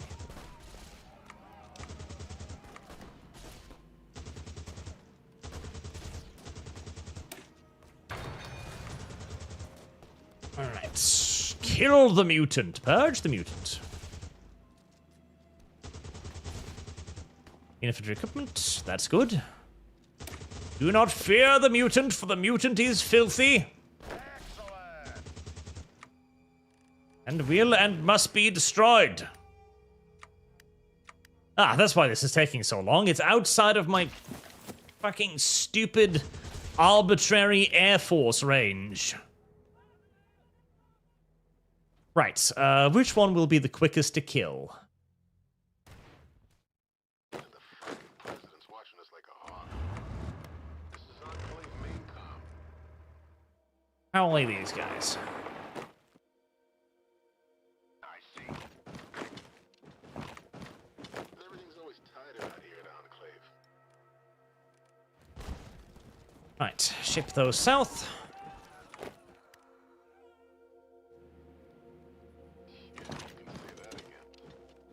And the rest of you with the vertibirds will take care of the hangdogs. But buddy name, I patent the letter A. And why wouldn't you? Why would you not patent the letter A? Everybody else is patenting everything else, so why shouldn't you patent the letter A? What could possibly be the arguments against it? I hate it. I fucking hate this entire movement towards patenting anything and everything in video games. It is a dumb idea. God, I am repairing shit so fucking painfully slow.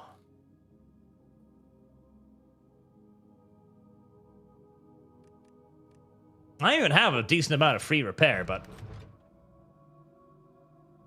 New Republic guarantees Western... Really? Really? The DSV Titan, the Nemesis system, was going to be used in the Council of Wonder Woman game, and it was the reason it got delayed, because nobody left knew how to implement it. You know, that would be cool, though. Okay, right. Unironically, I'm not a big fan of Wonder Woman, because I think she's just been made boring these days. Right now, the only... All Wonder Woman is Superman, but female. That's it. In fact, she's a better Superman. In most of the recent comics and stuff, she just beats the shit out of Superman. And even Batman is like, yeah, if we need to kill Superman, we'll just sick Diana on him. She's just become Superman. And that's it. She has almost no defining features other than being really powerful and female. Like, she's boring as fuck. But if you lent into the idea of Themyscira, right, the Greek mythology, the potential philosophical concerns of introducing a woman based on, well, a pure matriarchy into our modern world, and a woman that is convinced, of course, of the power of a dictatorial absolute matriarchy as well, you can make some really interesting plot lines out of that. A lot of interesting plot lines.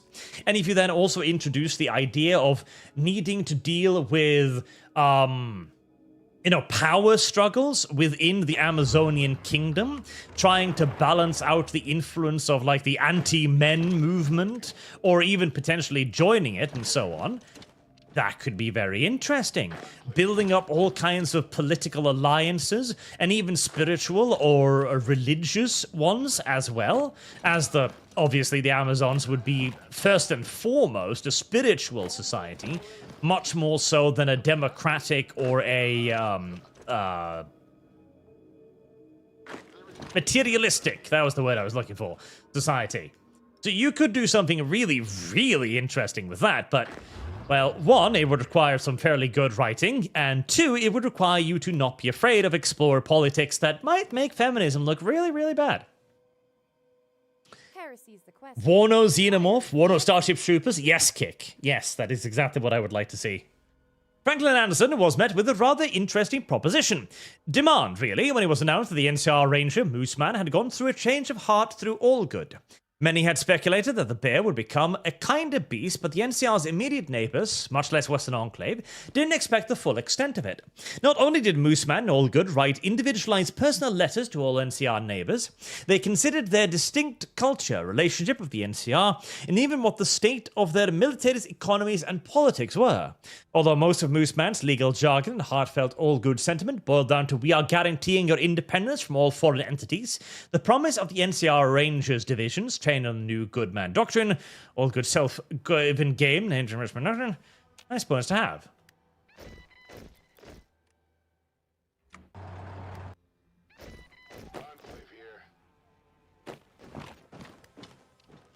Okay. Enclave here. Enclave here.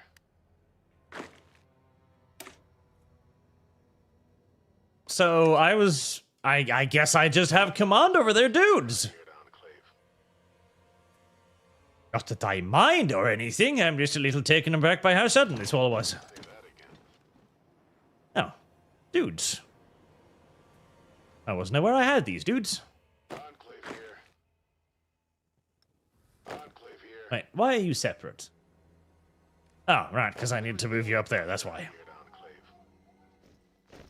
Right, the NCR has decided to guarantee the independence of the Enclave.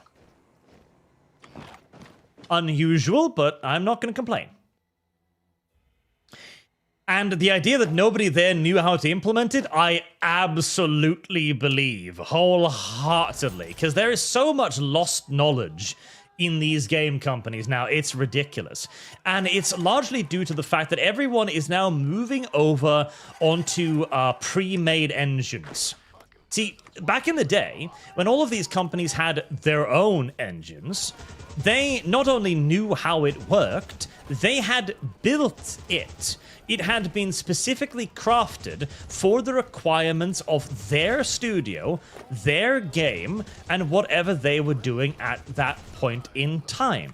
That also meant that you had way better engines for doing that specific thing. It wasn't probably very good at doing everything, but it was very good at doing that thing. And the moment we started making everything engines, everything started to get a lot worse as well. Do I want the vertebrates to help up here, or do I want to send them down there? Everything's always tighter out here at Enclave. I mean, I don't think there's anything left in my way, so I guess I just walk in and take over what remains, I suppose. Why not? This also meant that you had people who understood how to make something. They had done the troubleshooting, and that is a key thing as well, troubleshooting. A lot of people now, the fucking majority, God help us all, have never troubleshot anything. If a millennials, like if a fucking Gen Z's millennials, if a Gen Z's computer stops working, he's kind of just screwed.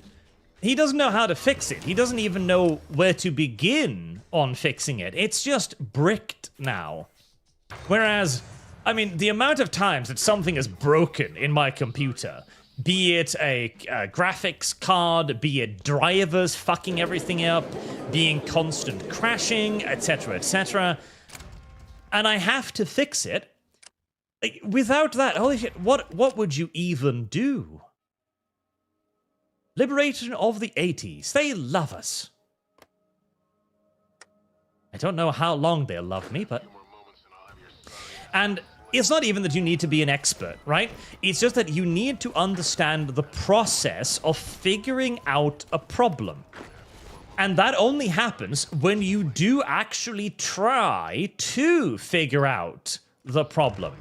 And when you stop trying to figure out a problem, when everything is you pick up the phone to Epic tech support and say, oh hey, yeah, Unreal Engine is being weird. It's throwing up these error messages and stuff. Could you fix it? And you just pass the entire issue on to somebody else. You never learn how to fix an issue. Which means you're gonna be stupid. You're just gonna be shit at everything. And then you're gonna have worse games as well. Which is what we're seeing with Creative Assembly, for example. Creative Assembly made their original engine to be for medieval Total War games. That was the purpose. It was supposed to be a Total War engine, and they created the technology to have loads of units on screen and moving organically, specifically to create the Total War engine. And it did it fairly well. Very well, in fact. Like, considering the technology at the time, it did it very, very well. But then, of course, with Napoleon Total War, they got greedy, the little filthy cunts. And so they decided, what if we made a game engine that could theoretically do everything? And so they created the new engine, which has countless problems that still haven't been ironed out after all these years, and will never be ironed out even after a dozen more years, because the people making it now don't even know where to begin in ironing out these problems.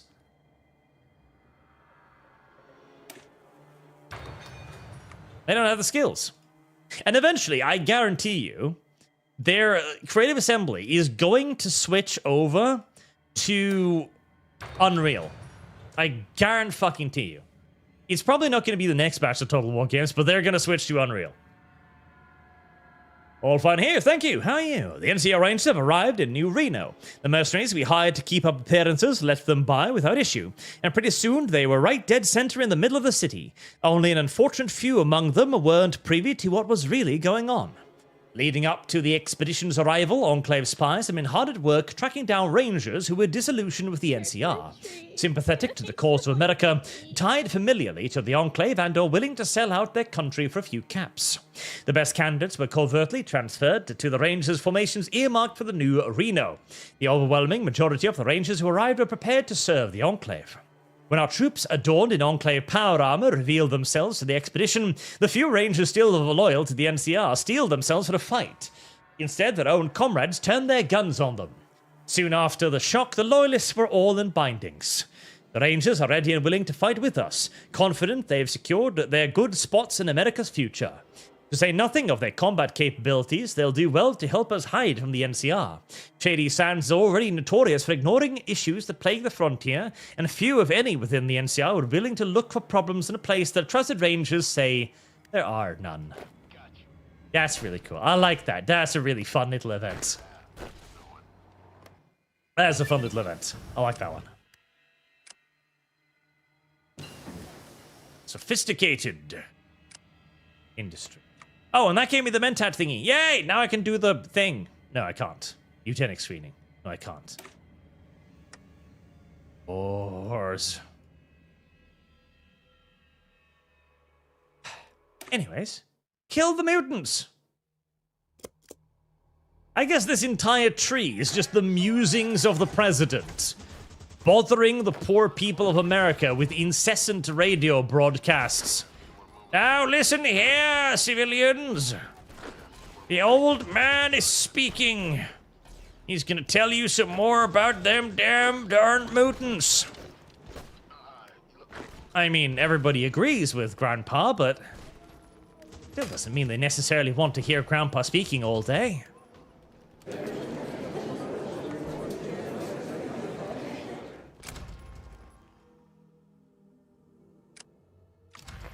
Oh, there. Area 51. Lovely.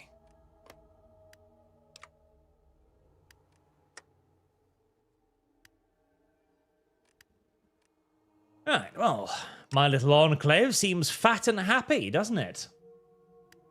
Oh, God, I forgot. Mal, an hour ago. I'm sorry, Mal. Good night, Snow Noir. This completes the seppuku fun, but also read the Homestuck. I don't know about that. And Zach 2, Dev again. Check Clave spawns with the Texas focus. Tech Clave. Or build skin influence. Tech Clave?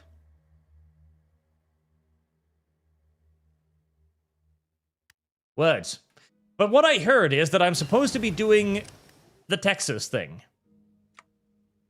Which I might as well. Why not? Why not do the Texas thing? By the way, is my research ahead? No. Yeah, it is, but...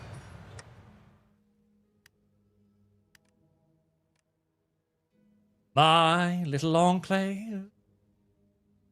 Not so little anymore. In fact, it's rather fat and beautiful. Yes. It is engorged.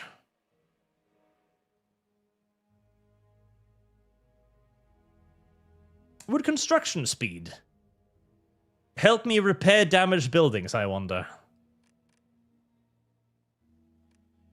I don't know. If it did, I would like to use it for that. Oh, dev as in developer.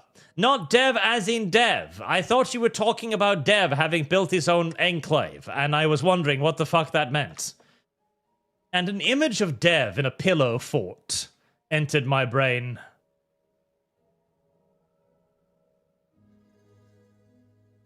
Just sitting there.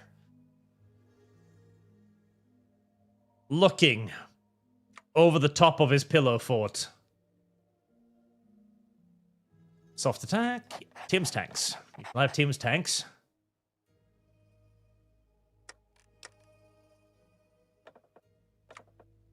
Well, now I do need energy weapons. Let's get that.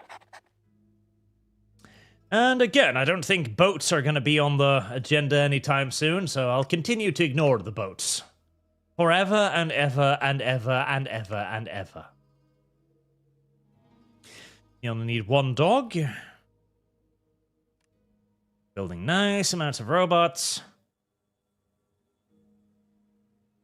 Could use more plasma rifles. But it's time for Tankus.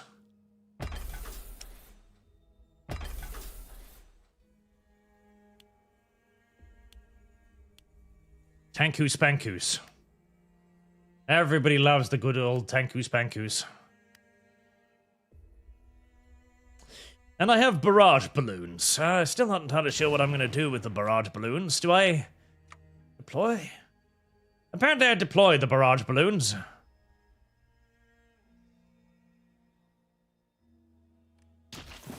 I guess they're just SAM sites. Sort of. That is a weird way of doing SAM sites, but I suppose I shan't complain. And you little robots, you are the least valuable, so you get to be at the bottom of the pile. Right, I've got enough vertibirds, so I could cull that, and in fact I will. I'm more interested in doubling my production of plasma rifles to keep all of my infantrymen nice and effective. Will I ever get the ability to build aircraft is what I'm continuously wondering. As I'm pretty sure I'm still... Yep. I still don't have even intermediate aircraft. Which feels upsetting. Feels very upsetting, especially if I've gotten all of the sophisticated other stuff. Oh, hey, I didn't notice this. This could be useful. That would... Yeah, I should...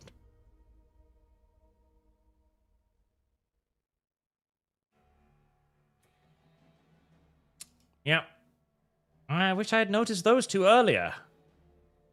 Because that's a lot of monthly population and factory repair speed. Oh, well.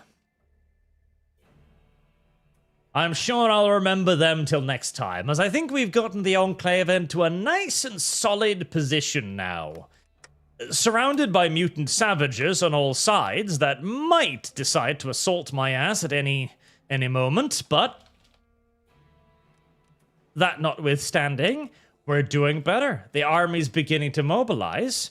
I don't feel at all ready to take on the NCR anytime soon, but I'm sure we'll get there eventually.